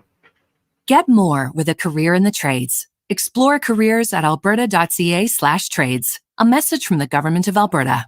Drive, pick, and win. All this month at Nisku Ford. Drive off in a brand new Ford with 0% financing or choose up to $24,000 in rebates. Then celebrate the season by picking your very own prize pumpkin from the Nisku Ford Pumpkin Patch. With every car purchase, new or used, you could plug TVs, gaming systems, AirPods, and more. Get all the prize details at niskuford.ca. Above expectations. Portions of this hour brought to you by Cantork. We offer sale, rental, repair, and calibration of hydraulic, pneumatic, and battery-powered torque wrenches, stud tensioners, and flange maintenance equipment. Order today at cantork.com. Look good, feel good, play good. It's the Jason Gregor Show. Thanks for listening to Sports 1440. Presented by PlayAlberta.ca, Alberta's only regulated online gambling website.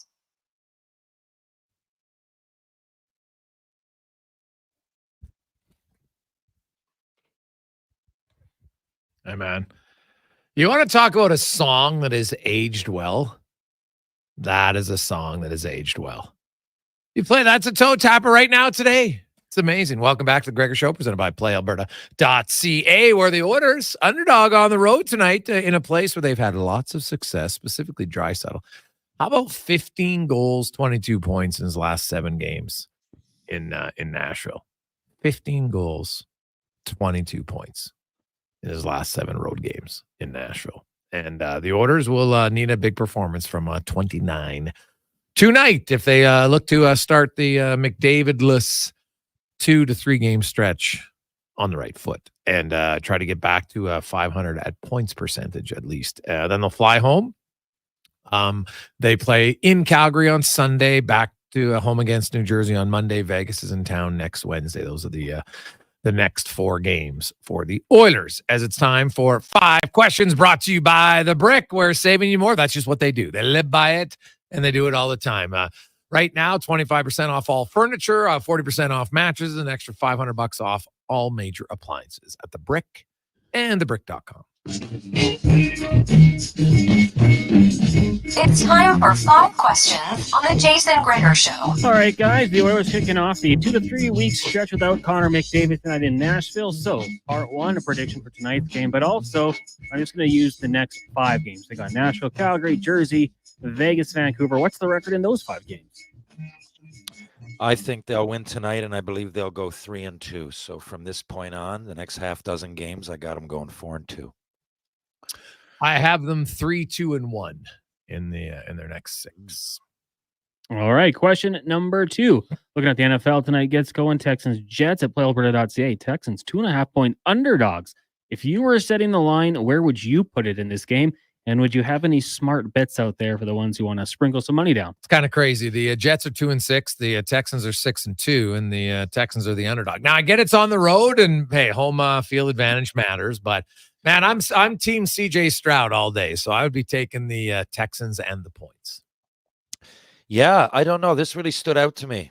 I'm not sure. I don't know football intimately enough to know all the ins and outs, and there's so much to it systematically. But to me, yeah, I mean, maybe so many people, the line is maybe like that because so many people are putting money down on there's no way that Aaron Rodgers can go 2-7, but I think there is. He still looks pretty good, but he's not the Aaron Rodgers of old, and the Jets suck. So I have no idea. And I like Houston, and I like Stroud. So from my ignorant, naive perspective at the NFL, I would all the way go with the Texans tonight. We just heard from Chris Morris, new president and CEO of the Edmonton Elks. Based off that and everything else you know about him, why would you say he was the right hire for the green and gold?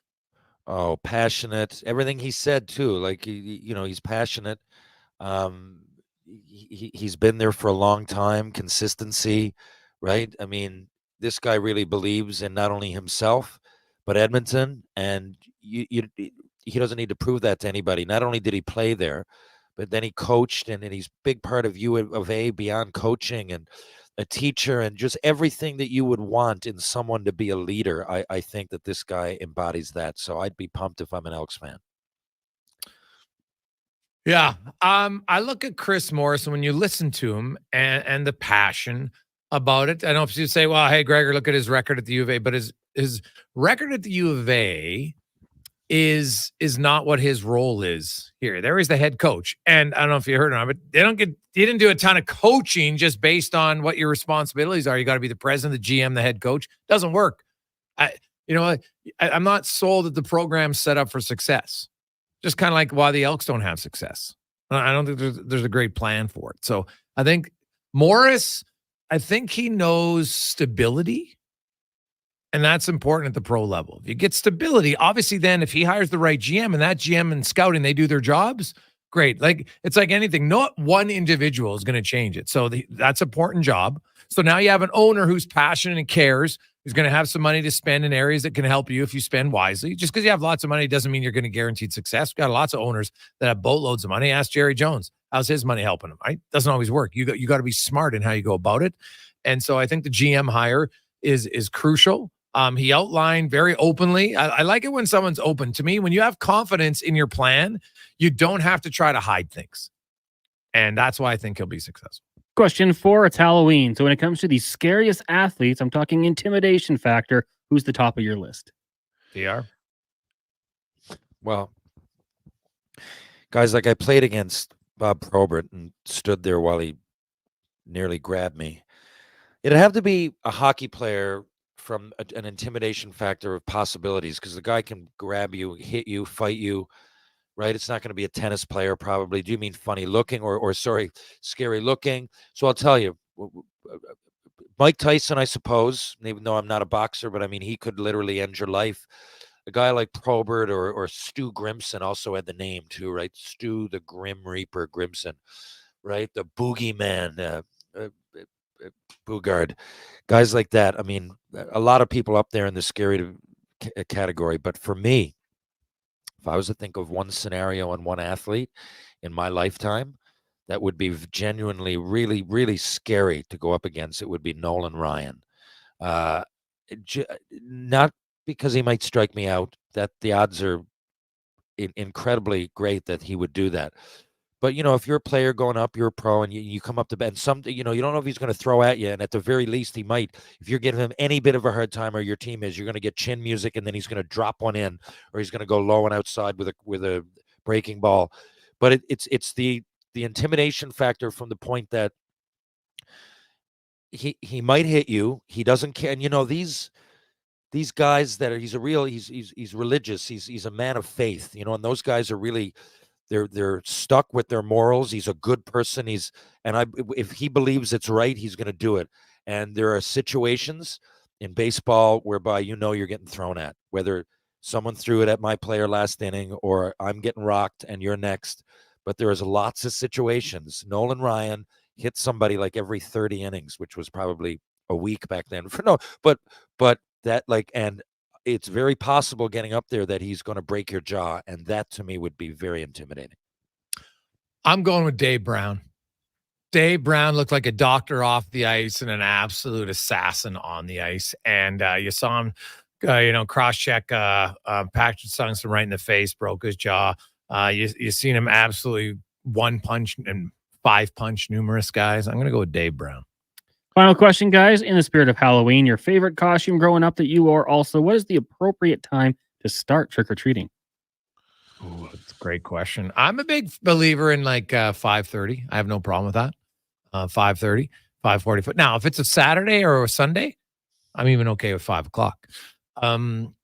Favorite costume I think I ever wore was I went as Ace Frehley from Kiss. That would be it. Yeah, I'm cool with whenever, as long as I'm here. A lot of kids are so excited. They get out of school and they come by. And it worked, by the way, the note outside. So thank you. Nice. I should have thought of that. But anyway, my favorite costume I've ever worn when I played for the Bentley Generals. Shout out. I'm sure there's some people listening, there always are, that were involved with that squad.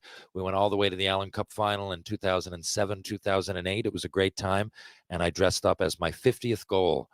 And I went to the in 94, 95, 50th goal trophy. That's what I went as. And we went to a place that I don't think is there anymore called the Monkey Top Saloon. It was an awesome time. It was old school. And I got some pictures I'll post soon. And hello to Bentley and everybody around it. That was an awesome time. Awesome. I love it. TR, thanks as always. Happy Halloween. We will talk to you on Tuesday. The Oilers will have played 3 games sans McDavid by then. We'll see how they do.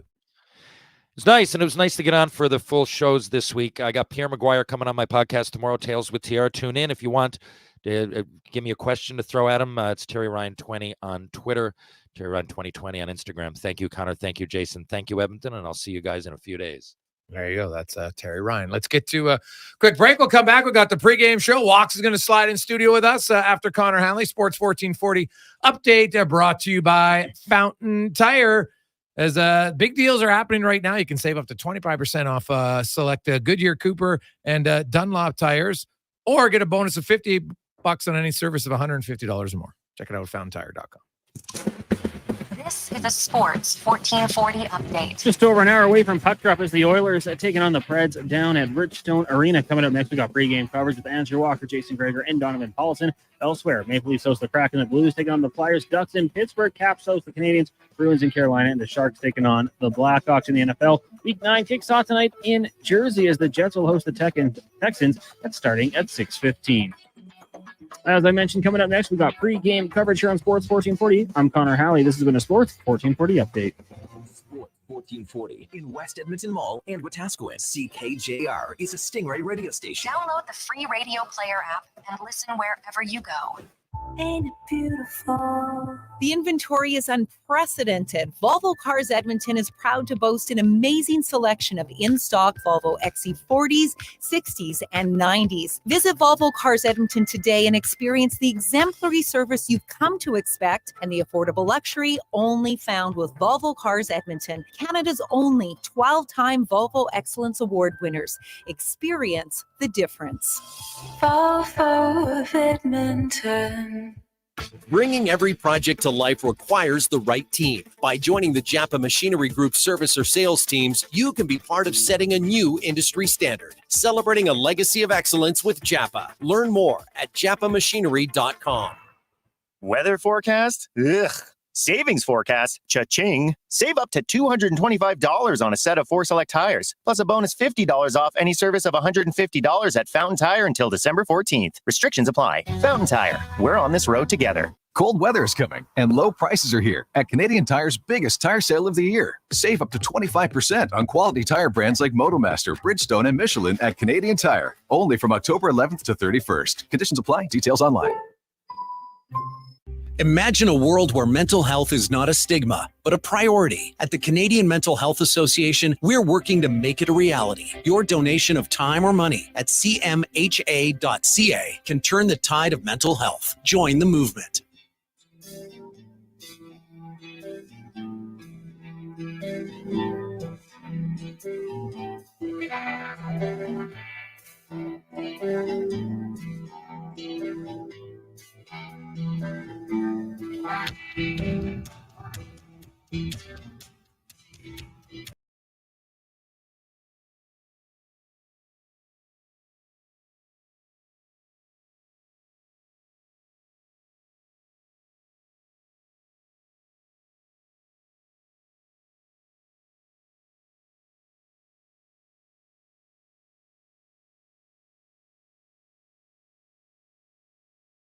Hey, good afternoon, everybody. What's up? Andrew Walker with you alongside Donovan Paulson and Jason Gregor sticking around. Welcome to the Cross Mitsubishi pregame show. Oilers and Preds, an hour away. They say a pretty healthy way to look at life is looking on the bright side, right? I know that's what Jason Gregor, his mantra is. I think Monty Python said that, actually. Yes. Is that what you are, Monty Python, today? Is that what your Halloween costume No, is? actually, By the way, you love Halloween. I've never met a grown-up who loves Halloween. I like Halloween. You know what's funny, though? I'm not a real big dresser-upper, to be honest. I was just like, so I decided I'm an online poker player. So, I got a hoodie, glasses, very hair. lazy. Exactly, very lazy. But I'm like, well, on camera, that's because really when the online poker player, when you see him on TV, they only really see him from above the waist. Online poker players don't wear sunglasses. Well, on TV, sorry. On camera, they do. TV poker one. players. So technically, we're on TV online. It's kind of the same thing. But even online guys, I don't know. Do they? Maybe some guys do. If they're gonna use shades all the time, if they play in like a big one, would you not just get used to playing in shades at home? Like in your den? I play online once in a while, but I don't wear sunglasses. But do you wear sunglasses when you play in public? I don't really play in public. Oh, well, there. Okay. But see, I'm guessing if they do, to me, practice like you play. Yeah, no, that's true. Good point. I was driving around today, and as radio listeners go, I'd listen to 10-minute chunks at a time as I'm doing errands or going to work or whatever. And every time I turn back, like different hours, Gregor was talking about Halloween. Oh, yeah. Like trick or treating and candy and obsessed. I'm telling you. What was I saying? Oh yeah, bright side. Look on the bright side, right? And the Connor McDavid injury, never good. He goes down. Oilers get pumped last time we were on the air, 6-1 to Columbus. But the bright side, I suppose, McDavid's out. Well, they're saying 2 to 3 weeks. Who knows?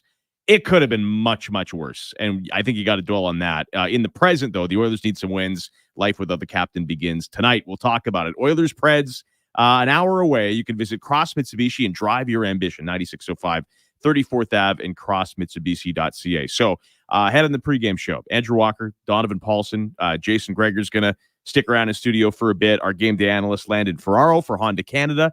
He's on the way in about 20 minutes or so. And coming up before the top of the hour, another chance for you to win the easiest $100 ever to the River Cree Resort and Casino. Will play over under. The Weiss Johnson text line's open as well. We'll get your thoughts in.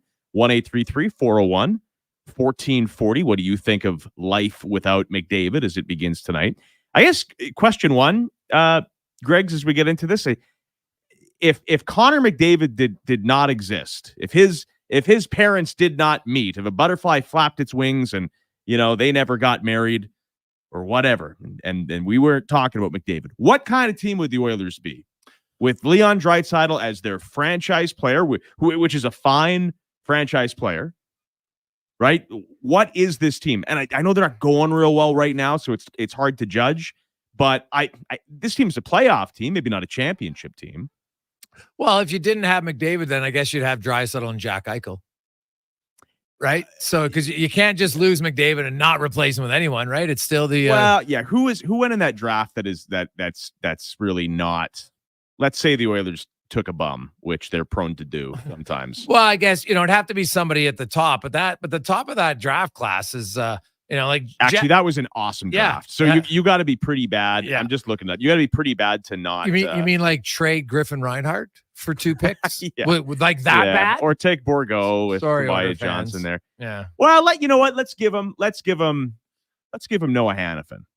Although he's a solid defense. He'd be a UFA. He'd be the Oilers elsewhere. might, obviously McDavid, can put you over the top in some levels. Right? Would they have gone to the Stanley Cup final last year? I don't know. But if you didn't have McDavid, you'd have more cap space and yada, yada, yada. So it's always, it's the old butterfly effect. Use your butterfly wings is one move.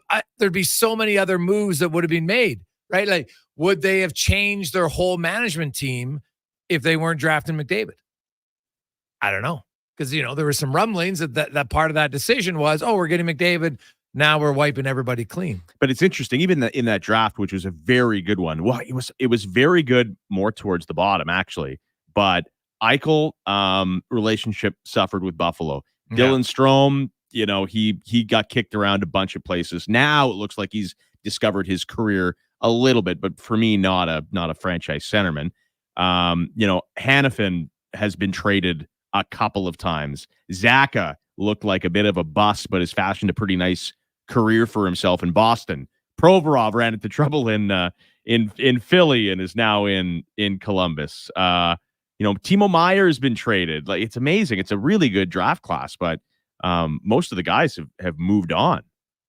McDavid, Marner, Rowensky are kind of the three, and Rantanen are kind of the 4 holdovers, I suppose, in that top half of the draft. Well, it's interesting how quickly things can change sometimes. Like, you get focused on the player you have, and obviously the Oilers aren't going to trade McDavid, and I think he's going to re-sign and have an extension, not re-sign, but sign an extension coming up. And, lots of those other guys have moved to places, and, there's lots of good players there, right? Like, lots of really good players. Obviously, Boston didn't love their picks at 13 and 15, awful, right? Like that, like Jake DeBrusk was great, but 3 in a row. Yeah, they could have had. I can't remember who was tweeting, like live tweeting the draft. And I get it, you get lucky sometimes, but they had 3 in a row, and this guy was super excited. He's like, they could get Barzal, Connor, and Shabbat back to back to back here, and they took none of them. Yeah, DeBrusk has turned into a good player. DeBrusk has been a really good player. But here's trivia: who did the second round? Who did the Leafs take 1 pick ahead of Sebastian Aho?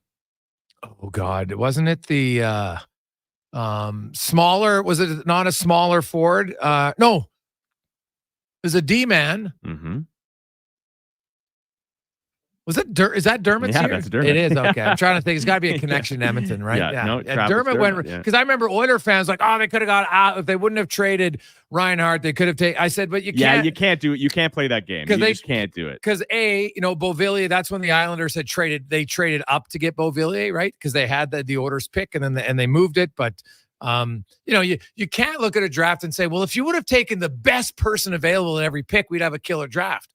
Well, it's not how it works, right? Because I also say, well, you can't say that and then say, well, you got Draisaitl because Buffalo passed on him, right? He fell to you at number 3. Yeah, you get lucky, you get unlucky, and at the end of the day, I know, like it pains people to hear it. You also got to trust your scouts, right? And if you don't trust your scouts, you got to fire your scouts. Yeah, that's just simply how it is. And there's so many unknowns, and then there's development. Yeah, right. You can ruin a player too. Oh God, don't rush the guys. And I know there's some people I've talked to that believe that there's still a lot of NHL programs that aren't up to speed on proper evaluation and using different science and data that's available to be better, right, at accurate drafting. And so a lot of them think that that's coming here and that there's some teams doing it quietly. And so, you know what, because you have some teams that historically have had consistently good records. Now, something like you look at Tampa Bay, they won their whole Stanley Cups because of their drafting,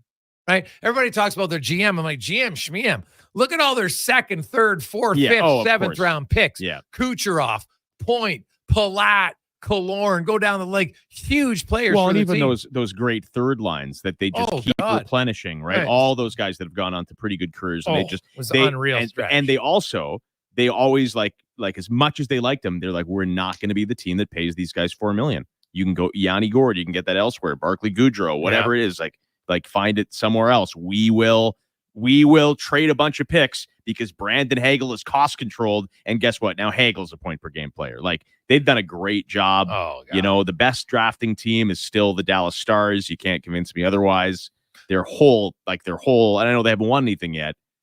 But their whole top end is all drafted and developed, and not all in the first round either. Yeah, no, their recent draft history is great for sure, right? Like they ever since the draft that they got Ottinger, Robertson, Heiskin. Heiskin was a lottery pick, whatever. Yeah. But Wyatt Johnson, 23rd, Logan Stankoven, why everybody passed Maverick on him, I just Borg, don't know. Thomas Harley, Essa Lindell, Jake Ottinger, like God, yeah, right. really Like lately, they are absolutely killing it. No question. The Nashville Predators, the last time, I guess we hung out a little bit in the Columbus game, but the last time we did a pregame show together was the last time they took on the Nashville Predators. And it was a bit of a cure-all for the Oilers. The Preds always have been. Since that time, the Preds and Oilers are very similar right now because they're both a shade under 500. It's been a disappointing start. Neither team looks like what they should look like. They got some new players that you haven't quite found their stride yet. There's been moments. Preds are 3-5-1. Oilers are 4-5-1. Both teams haven't scored any goals, and something has to give tonight, or the proverbial rock in a hard place. So this one is interesting. I don't know how I feel about the Oilers tonight, but I'd like to think, like, I understand third game in 4 nights against Columbus. I was liking their game for a couple of weeks. And when McDavid it was like the worst possible time to go out. You go out in the first shift, and I feel like there was a sag, and maybe that's human nature. And then you get down 3-0. You're a little fatigued, and the game got away from them. I don't. There shouldn't be a sag tonight. Like there shouldn't be. Not if this is a team full of winners and vets and professionals and guys who have been there, done that. It sucks to not have McDavid, but they are a good team without Connor McDavid. That was my kind of initial question of this whole thing. How good are they if Connor McDavid, was still a glint in his dad's eye? Well, that I wrote it today in my GDB at ordersnation.com. Yeah, I read it 3 times. And I was like, guys, like all these people and outside, the Orders. And I'm like, what are you talking about? How many teams have a Leon Draisaitl? Nathan McKinnon, Austin Matthews. That's it. There's no other center in the league that you would consider ahead of Leon Draisaitl. And here's the difference that Draisaitl is compared to them. Nathan McKinnon, like, it's funny. Leon Draisaitl, he's not, you know what? He's only good because of McDavid. I'm like, who does McKinnon play 91% of his 5-on-5 minutes with? Mikko Rantanen, a top 10 player in the world. Those guys are both good independently. Yeah. But they play together, right? Draisaitl of Matthews, Draisaitl, McDavid. Draisaitl's line mates over the last 8 years, 5-on-5, are by far the weakest. There's no Mitch Marner. There's no Mikko Rantanen. Heck, there's no Zach Hyman, right? None of those guys. McDavid's best line mate is when he does get to play with Draisaitl. I mean, Draisaitl with McDavid and vice versa. But Draisaitl only plays about 34-35% of his 5-on-5 time with McDavid. And those other guys are upwards of 78.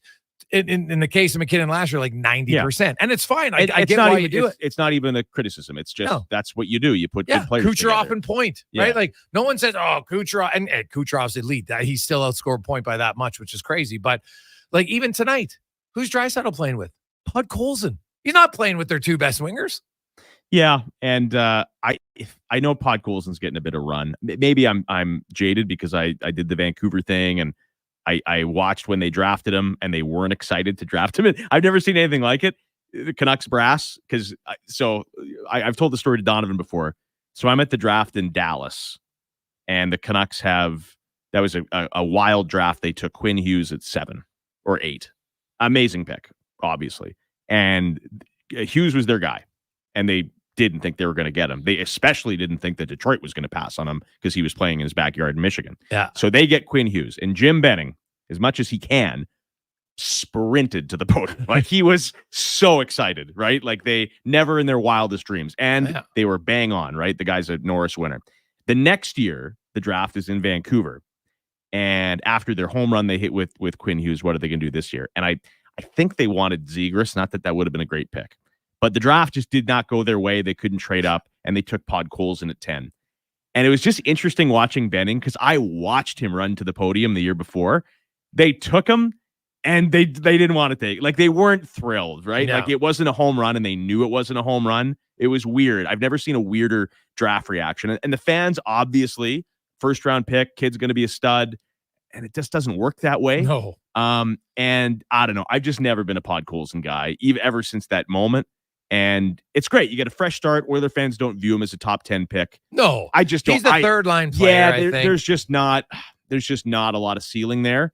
And I get it. It is what it is. I'm not a huge fan of him in the second line. No, he's there for short term, obviously. Like when McDavid comes back in, if Evander Kane's here, McDavid's here, obviously Podkolzin isn't in your top. He might not be in your top 9, but if he's on your fourth line and he can be effective, I have no problem with that. He doesn't get paid high. He skates well. He's a big body. He's physical. He brings some elements that the Oilers don't have. I get why he's there with Draisaitl. He's physical. He's big.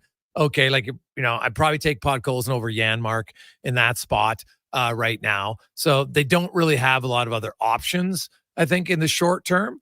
But I think they look at him like, can he just be good enough as a complimentary guy until Evander Kane's back healthy? Yeah, I suppose. I mean, I'd throw Perry up there. I just I don't think he can skate 5-on-5. And I know he could play the left wing, but I don't like the other option would have been I was like, hey, you can put Nuge as your third line center, and I'd throw Henrique there. I'd have no problem with that. Yeah, I was going to say Henrique, but now with no Connor, you need guys up the middle, and they obviously like the Janmark, Henrique, Brown line. But again, it's small potatoes. I just need some convincing on Podkolzin because I saw a point years ago before I think a lot of Oiler fans even knew who he was, where I was like, yeah, this guy can't play. And then he lands here, right? So we will see. It is the Cross Mitsubishi pregame show here on Sports 1440. Andrew Walker, Jason Gregor, and Donovan Paulson. Landon Ferraro coming up in about 15 minutes. We'll get into this one. So I'm sure you've talked about this on your show. I remember this has happened, in a number of circumstances, but it's no surprise that a lot of teams have gone through this. They lose their star player. Yeah. And you're forced to everything that's ailed this Oilers team early. Like you're forced to focus up. You have to be. Everybody has to be 10% better. I remember when the Flames lost to Ginla to a broken hand, they played their best hockey of the season for a month. This is years ago, but it was the example I could think of. And they actually sagged when he got back. Because everyone kind of exhales. Yes, and then defers to the superstar, right? Yeah. But this is a real good opportunity. You don't want it to come around this way. I believe this. It is a very good opportunity for the current players that you spend every day in McDavid's shadow to take hold of the situation. Well, McDavid hasn't missed a lot of games, right? So the most he's ever missed was, since his rookie year. Take out the rookie year. season. He's missed 17 games. Now, 2 games he was healthy scratched the last game of the season. Like last year, I know that some people included while McDavid was out last year. I'm like, you can't include the last game of the year when McDavid, Draisaitl, Hyman, Nugent Hopkins, Ekholm, and Bouchard were all out of the game. But he missed 3 or 4 games early in the year, right? Yeah, he missed 2. Then he missed 2 or 3 in April again when they were resting him a bit. The longest stretch really was when he missed 6 in a row in 2019-20. That was the year Draisaitl won the Hart Trophy. Right. He scored 12 points in 6 games. And then he got hurt, but it was the last game of the year against Calgary that one year, so he didn't. Yeah, he didn't miss any games. time. Yeah. So I look at Draisaitl and hey, you know what? He's got an opportunity to, and like the most ignorant claim is that Draisaitl is good because of McDavid. It's ridiculous to me. But you just can't. You can't. But I look at Draisaitl and say, hey, when you're the leader, and to me, the Draisaitl, I'm not going to watch him just on points. I want to watch him on. Well, guess what? I can't take undisciplined penalties. Right? Like I need to be the leader of the team right now and lead. We had Chris Morris on talking about, positivity and, you want to challenge your guys and challenge them, but you better lead and do all the right things. And so that's what I look at. Like Zach Hyman, find a way to score, right? We know you can score goals. I don't care if you don't score 50, but you can't be 0-10. right? So everybody can step up. But, their defense is 12th, 15th, and 18th in even strength scoring the last 2 years. There's 3 guys in the top 18. They can produce offense. You got 6-time 30-goal scoring Skinner, who, by the way, never did it playing with McDavid. So I'm pretty sure he can do it. Zach Hyman, all these guys. Henrique's an 8-time 20-goal man. So they got enough guys, walks, that I hate the excuse that the Oilers are going to fold because of McDavid. It's just giving him an excuse. I'm like, I'd rather challenge him and say, look, your team's good. Play good. Yeah. When it's like, well, and for Draisaitl too, it's the Captain Phillips meme, right? It's I'm the captain now. He is yes. the captain. Like, he's not going to wear the C. They're not going to do that. But he is the captain right now going into this game. But what was Evgeny Malkin's like greatest time in his career? When Sid was out. Yeah, he played on right. Like, when Joe Sakic was out, Peter Forsberg was unbelievable. Right. Like, that's what these great number 2s do. And, it'd be interesting with Rantanen. I think Rantanen's a heck of a player, but I don't know. You give him Miles Wood as his centerman. I don't know how many goals he's scoring. Right. You take Austin Matthews away from Mitch Marner. I don't think Marner's a 90-point guy. Right. Like this is a true number 1 and number 2 in that one guy's out, and that was Crosby Malkin. And the other guy is legit a franchise guy. And I know one of our texters here, either Jorge or Yorgi, says, depending on what area of the world he's from, says he's taking Barkov over Draisaitl all day. And I agree. I think Barkov gets not over Draisaitl, but he's in that great centerman discussion that you mentioned, Matthews and McKinnon. He is, but when you look at the disparity in offense, Barkov's really good defensively, but the offense is not remotely close. No, but he's point a game. It's good level. Yeah, no, it's good. He's not Ryan O'Reilly. Yeah, no, but it's good. But when you're 25 points, then you got to be 20 goals fewer defensively to make it even out, in my opinion. Right? The Oilers would not trade Draisaitl for Barkov, and the Panthers would not trade Barkov for Draisaitl. That's just one of those things. Ooh. I could make an argument that both might consider, because they're different. They bring you different things. The Oilers, they don't need Barkov to be high-end offense because they've got Connor McDavid.